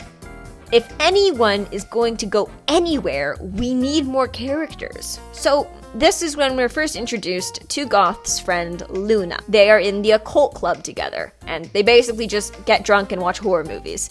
Horror movies. I keep pronouncing them like horror movies.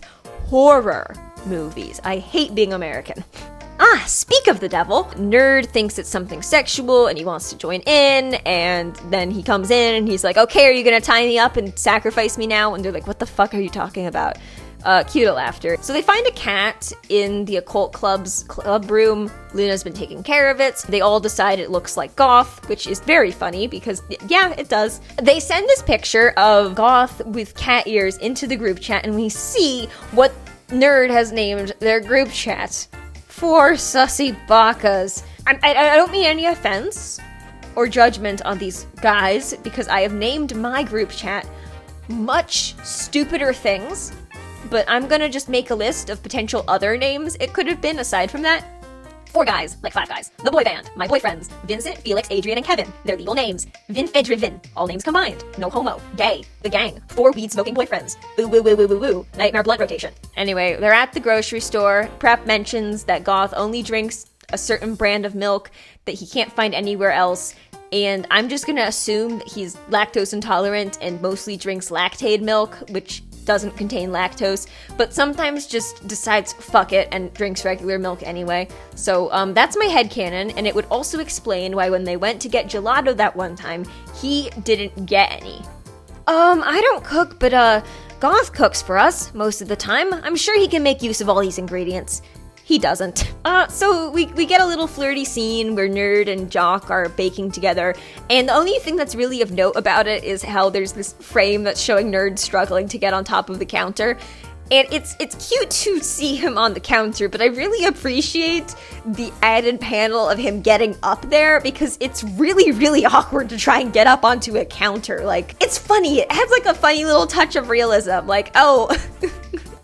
oh, he had to like struggle and like put his arms down first and push himself over and swing his legs over. Like, it was not a graceful little anime teleportation thing. This guy had to climb a cabinet anyway. I'm convinced that Goth and Prep only own Jenga, that is their only box game. I don't know, I feel like this group would be pretty funny to see play Monopoly. Anyway, Goth mentions the thesis of the entire story. It's okay to be cringe, as long as you're free. Now we're beginning to enter the arc where we meet Jock's mom.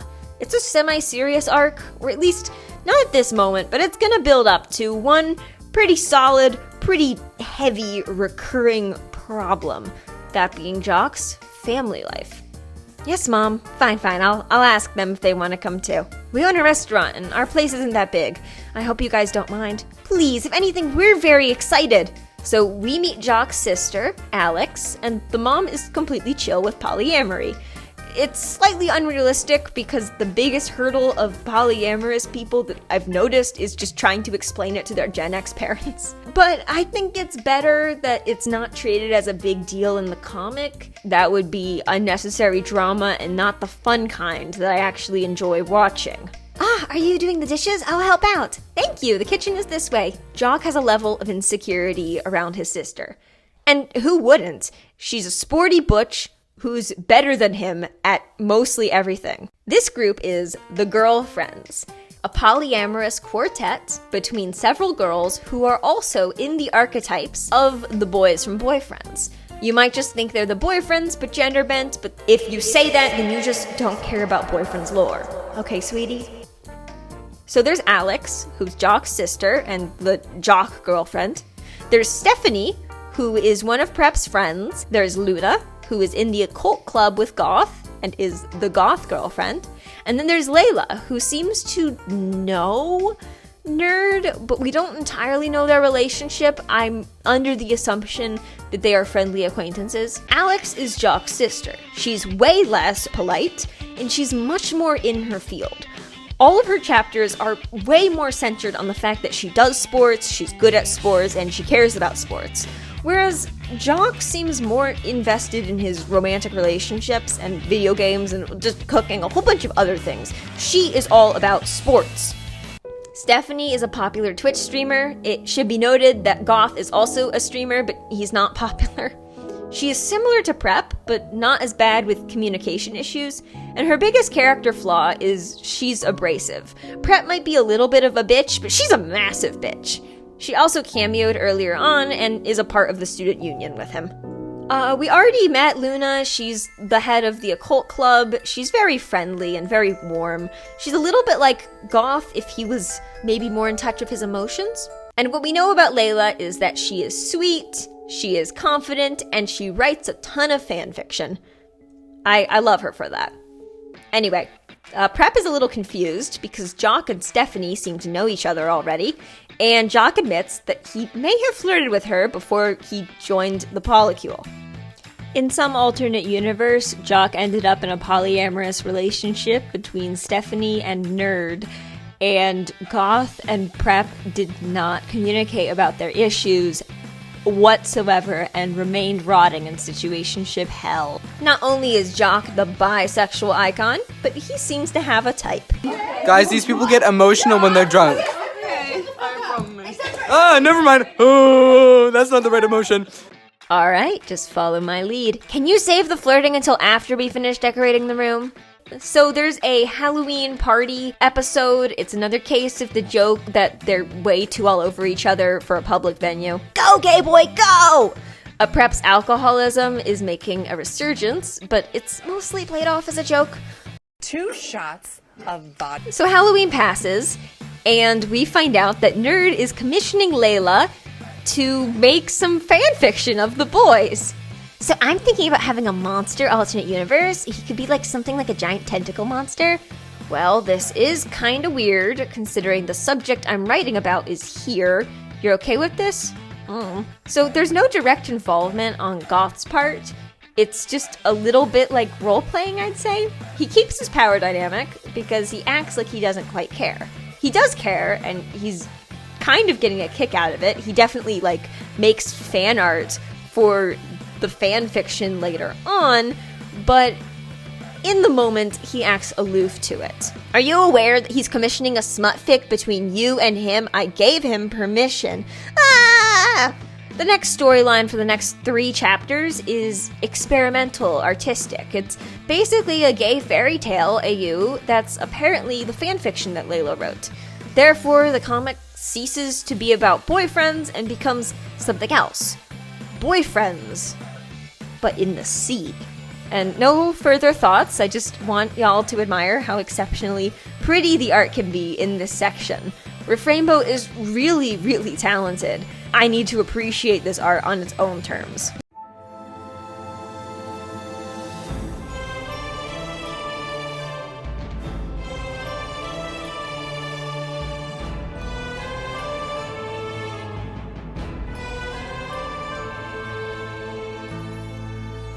Your new house. Come on, let's see. Do you like the... Oh!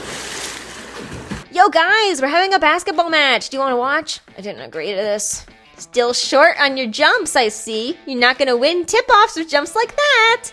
So Alex always bests Jock even in physical competitions. That means one of his core character traits, the core factor of his trope, is now being challenged. Instead of being the strongest, he's being replaced with the slightly weaker than his big sister, and kind of insecure about it. Ha! Not much of a snot-nosed brat anymore, are you?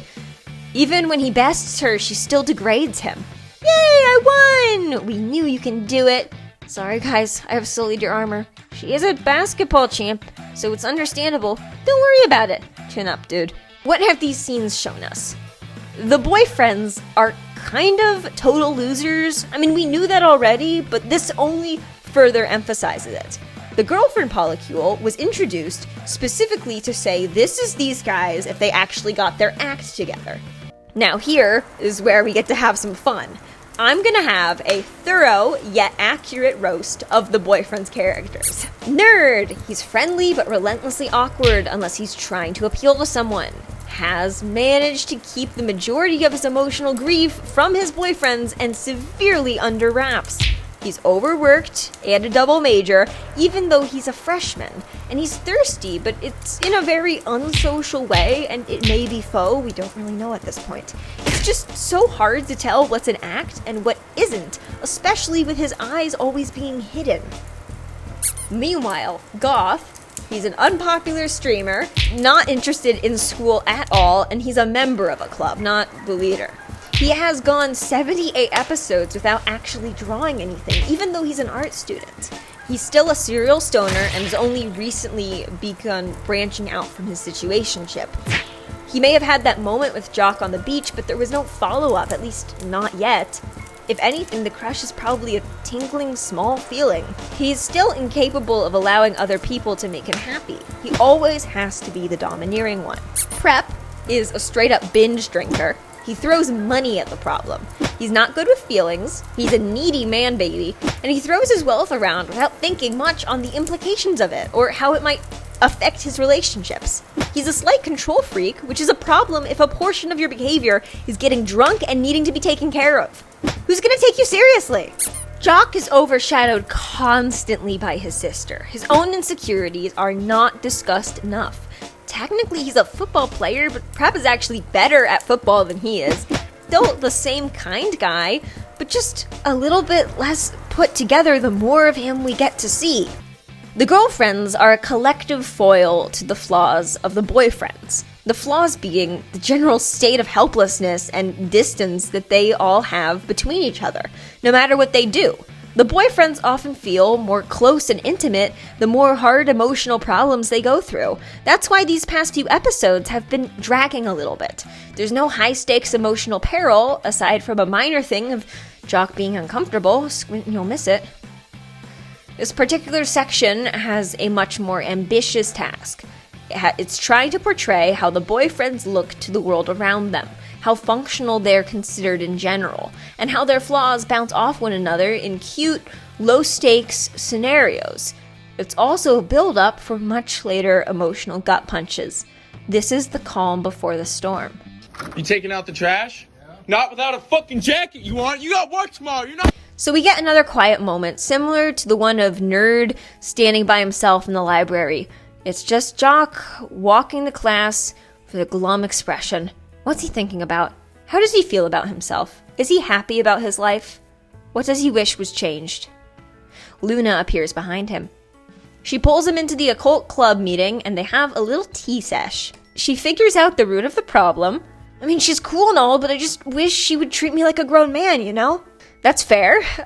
Jock is a gentle, polite guy who doesn't take up much space, and his sister is literally a shonen protagonist. Well, if you want, I can go talk to her about it and ask her to tone it down. And he's really relieved. He's happy that someone else can take care of this for him and that he doesn't have to be the bad guy and confront his own emotions. However, he's not becoming more assertive. It's an easy solution for a problem that can only fester. So later on, Alex comes in and wants to show Luna a bunch of baby pictures of Jock, and Luna gets in her face and does a little lap dance on her as a way of, establishing proper communication. Your brother told me when he came by, he wanted you to treat him less like a child. So please be less overbearing towards the poor kid, okay? The method of communicating this issue is inherently very sexualized, which made me realize Luna doesn't have a problem being expressly romantic and sexual in the same way that Goth does. Both of them use it in a practical way. However, even though this is a solution, she doesn't get it. The problem persists. Hey, my totally adult brother, have you done your taxes today? Haha, let's go get wasted now like adults do. What is she talking about? Here we go.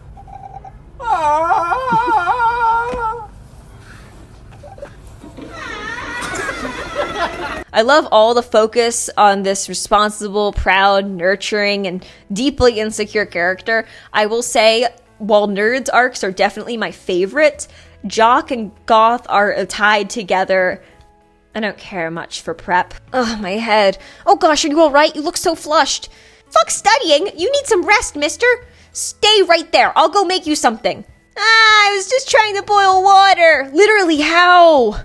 Jock is sick, which is like kicking him while he's already down. Like, he already was going through some stuff, and now he's sick. Seriously, Refrainbow?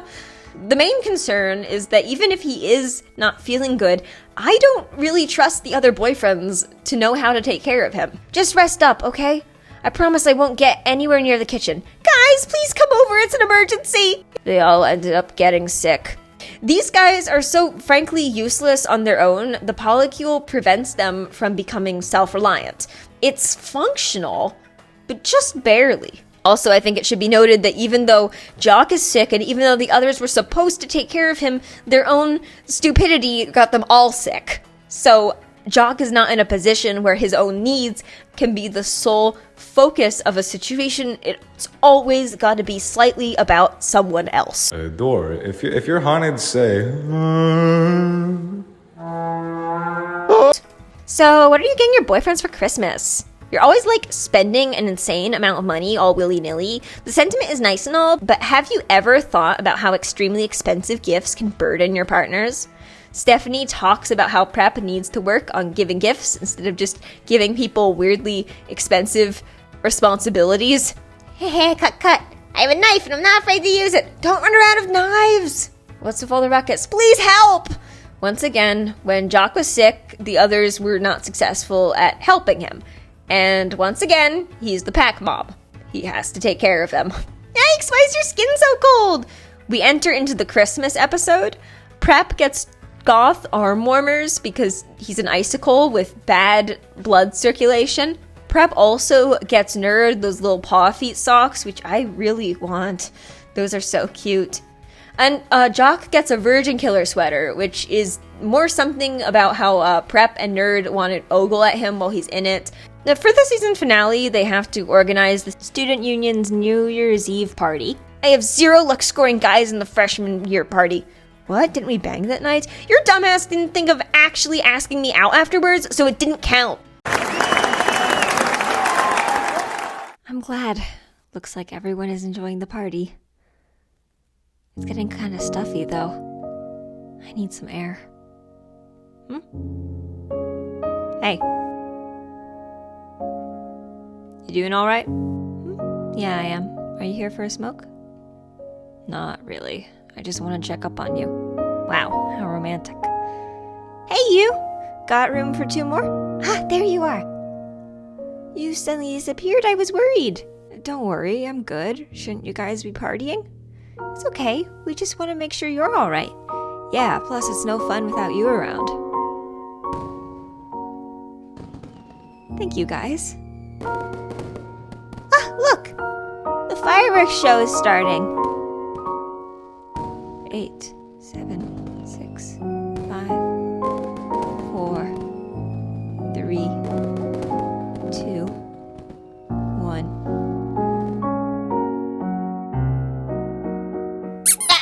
Ow! Are you guys okay? Jeez, how have we not figured this out yet? There's still so much that we don't know about this whole poly dating thing. Ugh. Babe, don't sweat it too much. We can figure things out one day at a time. Together.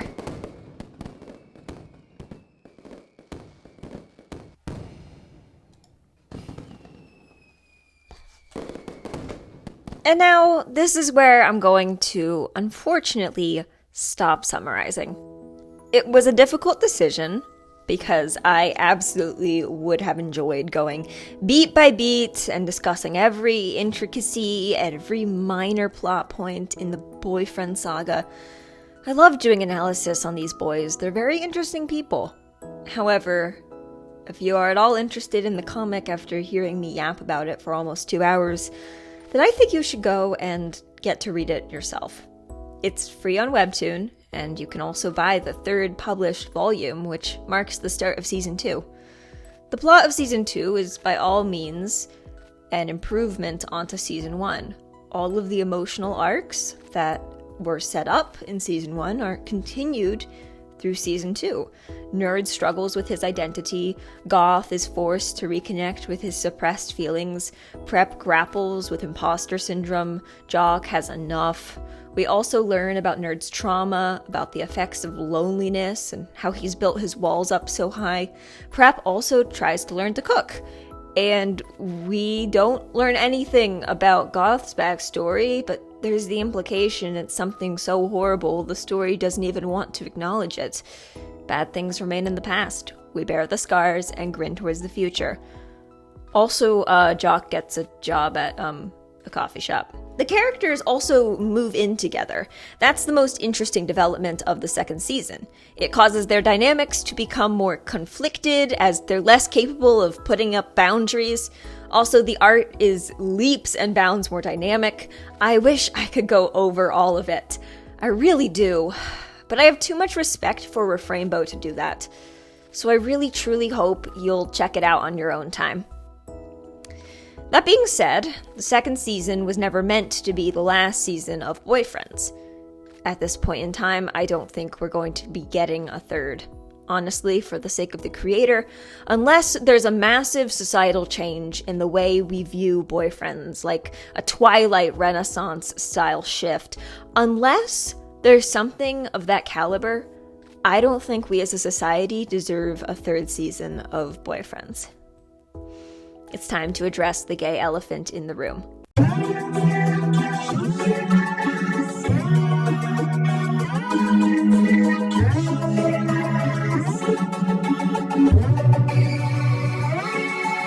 Giving me headaches. At a webtoon that has been setting Twitter, YouTube ads, and the queer community on fire. Boyfriends, plural, that is, as in like multiple.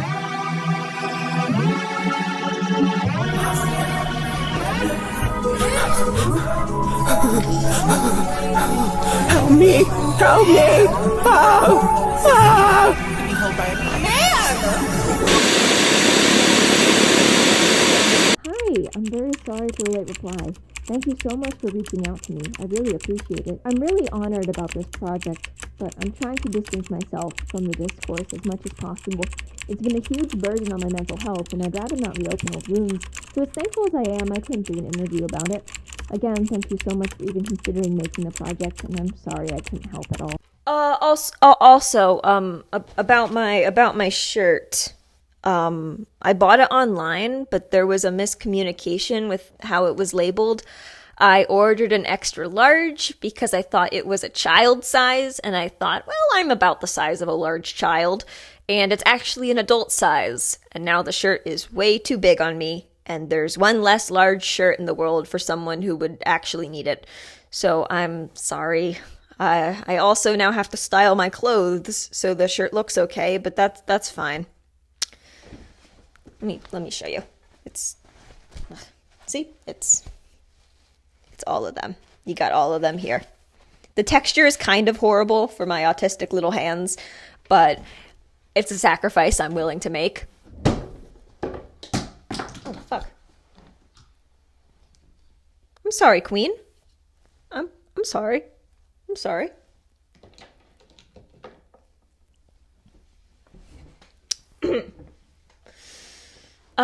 This is honestly a bit of a slay look, if I do say so myself. Publicly liking boyfriends is actually an act of queer liberation, and I will die on that hill. Before we get into the real meat of the controversies, I need to do a quick round defending every single thing Refrainbow has been accused of during their entire career on the internet.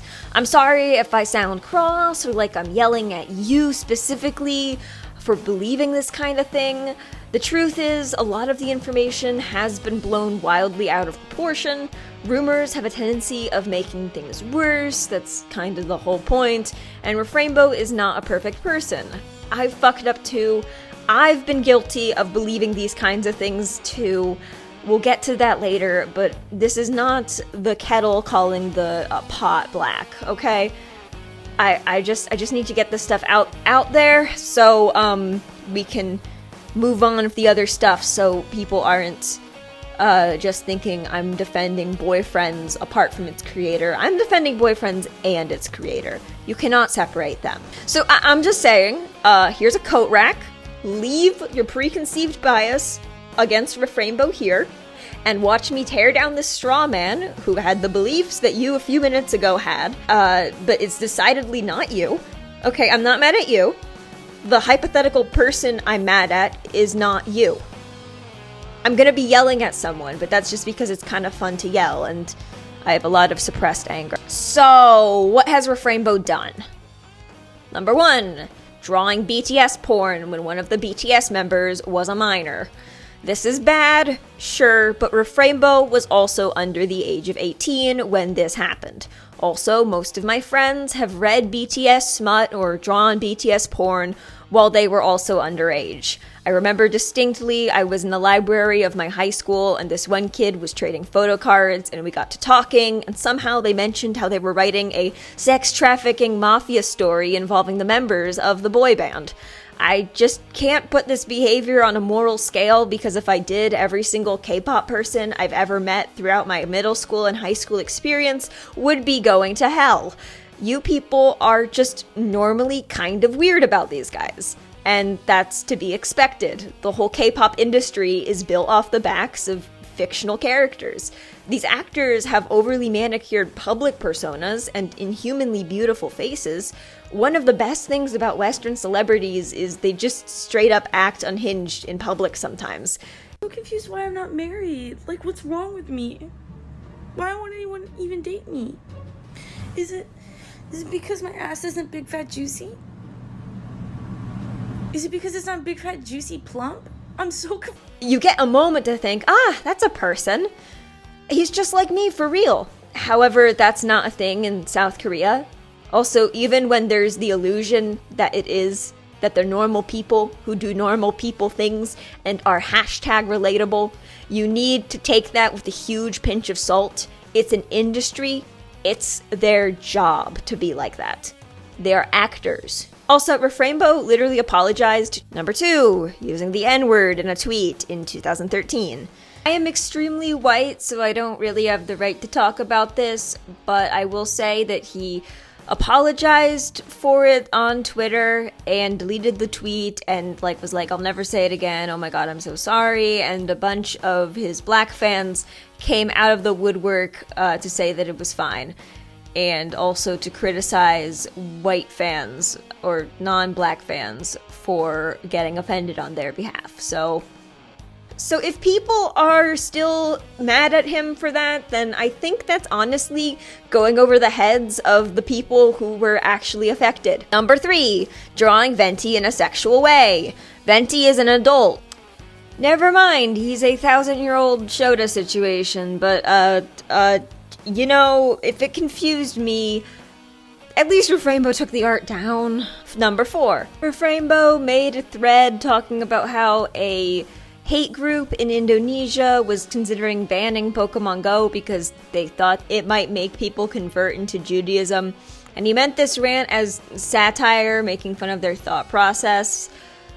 But people misinterpreted that thread and assumed Refrainbow was being anti-Semitic, even though that's the exact opposite of what he was doing.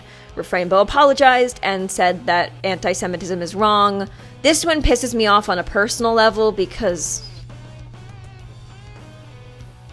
Number 5, saying the nerd character is a pro-shipper. I cannot find proof of this, so I'm led to believe it was a rumor or the initial tweet was deleted, therefore it's no longer canon. In the instance where I have heard people reference it, they said it was obviously a joke. Refrainbow has never posted anything pro-ship related in their entire internet career that I could find.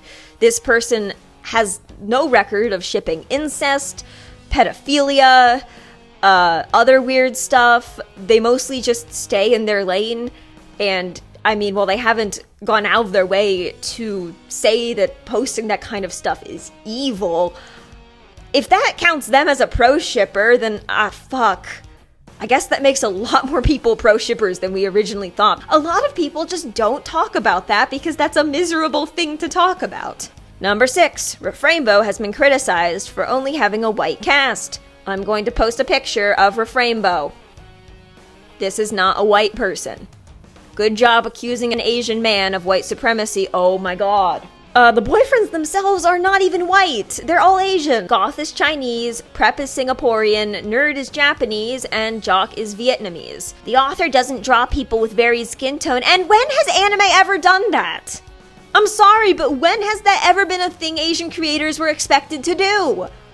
Also, not to humor this ridiculous argument, but Goth GF and this one guy from the Pride episode are melanated. Those were the unrelated ones. It's time we face the big one. And before we do, I think we need a little breather so we're less hopped up on adrenaline and frustration, and I need a minute. Hi there. Hi there, baby. So this is my dog Dubbers, and this is my dog Sunners. Dubbers is 12 years old and Sunny is 13. Mazel tov on your bar mitzvah, buddy. Dubbers is a miniature schnauzer. Hey, Bubby.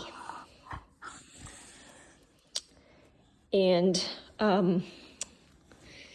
he's very sweet to us.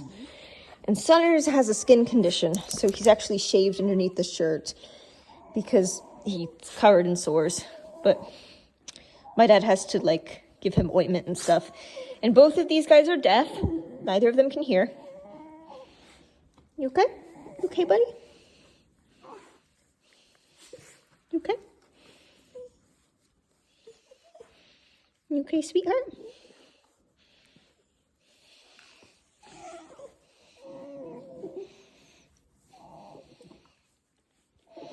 You're okay. Yeah, we don't know how much longer we'll have these guys for, but, you know, we're treasuring every moment we have them. Bless you. Boyfriends has been accused of being homophobic. Mainly people see it as fujo bait, as gay relationships that are made only for the sexual arousal of straight women. It's a story made by a gay, asexual man writing about his experience in college and making character studies of his OCs. None of the characters even fit into their tropes perfectly, so the argument that they're all stereotypes falls apart if you read more than 10 chapters of it. Prep is a surprisingly generous, kind-hearted, cautious, scaredy cat who is only a prep because he's rich and in the student union. Goth is a doormat of a person with a laid-back, unemotive attitude and an interest in mainstream video games, not your standard Prince of Darkness. Jock is a sweetheart who's more interested in baking than he is sports, and who suppresses his emotions and works as kind of a team mom. Also, he's very insecure, in a way that doesn't come across as sexist. And Nerd is bad at school. If the characters were actual stereotypes, at least more in line with the stereotypes that they're based off of, Prep would be a mean girl in the form of a gay boy. Kind of like David from Schitt's Creek, a snobby, useless, metrosexual man who is full of himself. Goth would be a walking pop culture reference, constantly talking about how edgy and alt he is, and making provocative art, and putting egg whites in his hair, and probably doing harder drugs than just weed, if I'm being real. Nerd would be Leonard from The Big Bang Theory, and Jock would have no brain cells whatsoever. Obviously, the cast sounds really fucking boring. That's why we don't have that. The characters are not their tropes. It's a deception cast by the webtoon's marketing that we think they are. The whole point of having tropes is so characters can break out of them through good creative writing. And the fact that their names are the tropes is completely incorrect anyway. Their names are Felix, Adrian, Kevin, and Vincent. They don't even call each other Jock or Nerd or Prep or Goth in the actual comic. It's purely marketing fodder. Also, here's the thing about stories that are fujo bait. Brief warning for a discussion of sexual assault and pedophilia. Skip to this time code to avoid it. Kaze Deki no Uta was a dark shoujo manga depicting the struggles of the sexually abused Gilbert Cocteau and his bisexual roommate Serge Bator as they attempted to navigate a school full of perverts and old, hostile gay men. The story was consistently about the sexualization and sexual abuse of these two effeminate-looking children, because it was an attempt for the author to tell a woman's story through the puppets of little boys. Why? Because this abuse was happening to little girls, but writing it out like that would hit a little bit too close to home for the female audience. Also, they would then have to worry about pregnancy, which would take away from the very real effects of horrific trauma. Similarly, as the yaoi genre has developed, the prevalence of sexual abuse has become almost overwhelming in it. Abuse in woman-centered BL was almost seen as a form of catharsis, a twisted manifestation of trauma and sexuality weaved into one. And this is where the concept of the fujoshi was born, someone who enjoys this kind of story for both the power dynamic and the reflection of her own societal fears. And tell me, is there any of that shit in the Boyfriend's webtoon? I'm not saying that those stories are always sexualized or meant for stimulation. They are not. This is just a fact of the genre of this one specific genre. Some survivors of abuse don't find this thing cathartic and honestly are a little horrified that anyone could, and that's also fair. Everyone deals with things differently, and I'm simply regurgitating what I have read when researching this topic. And the facts are saying fujoshis are often misinterpreted. Fetishization often comes from trauma, and while that's not great, it's not something so easily controlled. Sexuality is weird and fluid, and the fact of the matter is, it is not fetishizing because it doesn't play into any of the traditionally harmfully fetishizing elements of a gay relationship. There's no sexual assault, there's no pedophilia, there's no guys in skirts or traps or transphobic symbolism. None of the characters are damned by the devil or considered sinners or drenched in how taboo their love is. They are literally just gay. Go into a Danganronpa fan server and you will find a polycule of this many people who all act and talk exactly like this. To say that just because a guy is pathetic or shy or into cooking or likes to dress femininely or can be outwardly affectionate or likes girly shows or is petite or is skinny or has weight/muscle distribution to the thighs or wears pink or wears e-boy fashion or likes to wear cat ears, to say that just because a guy does any of those things makes a guy less a guy is absurd. A guy can be any way he wants, the same way a girl can be any way she wishes to be. And the more we gatekeep that fact, the more we regress. I'm gay, but boyfriends made me homophobic. If you remove the I'm gay, then guess what? You're just homophobic. We shouldn't need to justify our hate by saying we belong to the group that's being hated. That's absurd. People who do that are just pick-me's. I think I got a little heated. The best defense is a good offense, but I'm not trying to accuse anyone of anything. I'm gonna be real with you for a bit. I used to be a boyfriend's hater. To be fair, I'd never read the comics, but I saw those videos talking about the slander of it. I thought the memes people made about how stupid it was were mindlessly funny to scroll through on Pinterest. My friends were also not fans of it, and I was fine passively listening to them repeat the same tired lines. You know the creator made BTS porn, right? It's a bunch of stereotypes. It fetishizes gay men. I was passively nodding along. I didn't know better. During the hardest time of my life, my Discord profile picture was an image of Prep, because I was matching with a group of friends who I no longer talk to, and their icons were goth, jock, and nerd. All of this was done ironically, because, get it? Boyfriend's icon? Laugh, please. Who in their right mind would have a boyfriend's icon? It has to be ironic. We even had this inside joke that was a little cruel. Whenever a few of my friends were like being especially flirty and gay with each other, we'd spam images of the boyfriend's characters to tease them. Like, this is what you look like, haha, you're gay. Also, when I went to a convention, I saw Rainbow's booth, and I heard someone near me say aloud, "Oh look, that's the boyfriend's booth. I'm not going over there.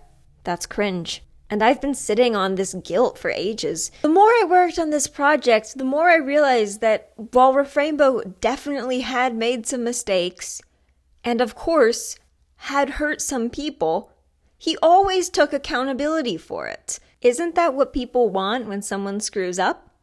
They want an apology, and for the person to say, yeah, I messed up, I'm gonna try and do better now.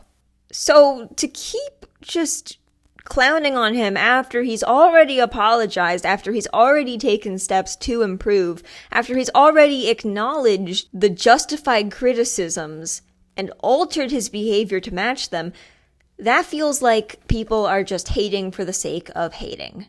Just hating because it's fun. I get it. It's fun to hate things. But the thing is, he may have apologized to us, but we still need to apologize to him. If he's taking accountability for his actions, then we need to take accountability for ours. So let me just say, if to no one else, this video is an apology to Rainbow for every minor way I contributed to the culture of hatred that hurt your mental health. You didn't deserve that, and I'm disgusted that I was unwittingly a part of it. For the maximum emotional pain factor, I want to jump back to season 2 and take you guys briefly to the finale of it. The last official Boyfriends content that we're ever going to get.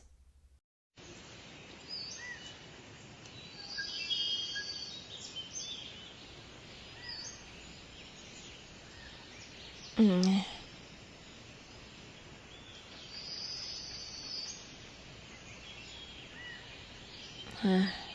morning, me. Why am I not in my room? Oh, right. Last night we built the new couch. And then I got wrapped up in a burrito with... I guess it got hot at some point in the night, and... I guess we ended up doing other things on the couch. Either way, I suppose I should get up now. Something smells good. Is it perhaps breakfast time? And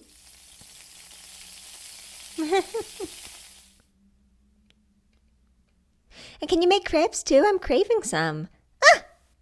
Good morning, Tiger. Morning. Hope you're hungry, because if you're preparing a huge breakfast. Yeah, I am. Can't wait to have whatever you're making. Oh my, is that my shirt you're wearing? How scandalous. Hey, yeah, I hope you don't mind me borrowing it. Oh, so you're finally awake? Can I have some of that hot choco? Ugh, get off of me. You're still all wet. Oh, come on. At least I'm all clean. Now give me a sip. Stop bickering, you two, unless you want me to wrap you up in a burrito again. Breakfast's ready. Come take your pick. Waking up with my loving partners. Trading kisses in the morning. Sharing a meal together in the kitchen table. I never want this moment to end. I truly am the luckiest boy in the world, am I? Art story by Rainbow. Editor, Aria Villafranca. Sketch assistants, Dunata Don, Skeleton Gyaru. Color assistants, Dreamy Cafe Art. Anse 410. Background assistants, Pinga Penguins, Star Piper. Thank you to my lovely readers for sticking around for 200 episodes. I had a lot of fun working on this comic. It has been a good outlet for me to share my thoughts, feelings, and desires. Thank you for letting me be vulnerable with all these things. Unfortunately, being vulnerable also opens me up to a lot of pain and hardships. I have been rethinking a lot on whether putting myself out there is worth all that pain. I can't say for certain yet that there will be a season 3 of Boyfriends. That doesn't mean I'm giving up on the series yet, for now. While I won't be posting any new episodes, I will be working on other Boyfriends-related projects. You can follow my social media to get updated on any new projects I'm working on. Extra content, Patreon. It's a cute story that never did anything to us. And we killed it.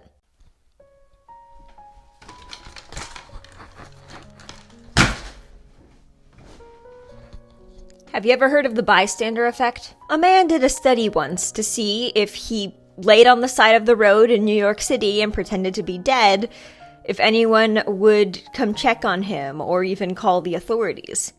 And what that study concluded was that people were more comfortable just walking past an allegedly dead man than stepping out of their comfort zone and doing something that could potentially save his life. This is because those people were operating under the mental assumption that, oh, well, he's out here in public, surely someone will do something. I don't need to do anything. Someone will do something. See, that's an issue. When everyone goes about their life thinking that's horrible, someone should do something, then no one does anything. We're all just left following, apathetic. I think the most upsetting element of the Boyfriends fiasco is that it keeps fucking happening. How are we supposed to just be fine? What else are we gonna do? It's not like we can stop it.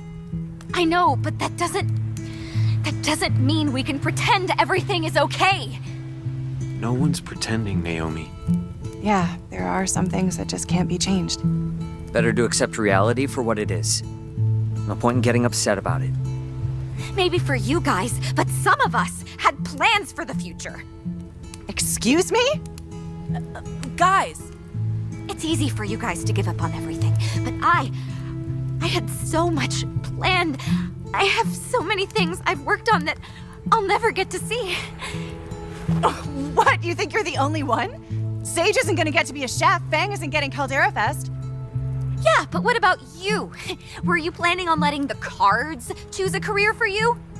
Naomi, are you actually talking about a career right now? There's way more to life. easy for you to say. Some people want more from life than deliveries and board games. Whoa, cool it. You, of all people, should understand where I'm coming from, Trish. Yeah, but I care more about my friends than my career. What? You had no problems letting your career get between us. Oh my god, are you kidding me? You avoid me all the time, and the world is gonna end any fucking day now. That's rich coming from you. You're like the most avoidant person I know. So what can we do? I think there's been a recent trend in the internet, a thing that I can only really describe through the lyrics of my favorite Bo Burnham song. The backlash to the thing that's just begun. There it is again, that funny feeling. I think the future is open, and the more we allow ourselves to be our own people outside of the collective hive mind of social media and algorithms, the more we will be able to realize what art holds value. I came into this expecting to read the comic the internet seemed to hate, and I walked out of it. Shit. With these.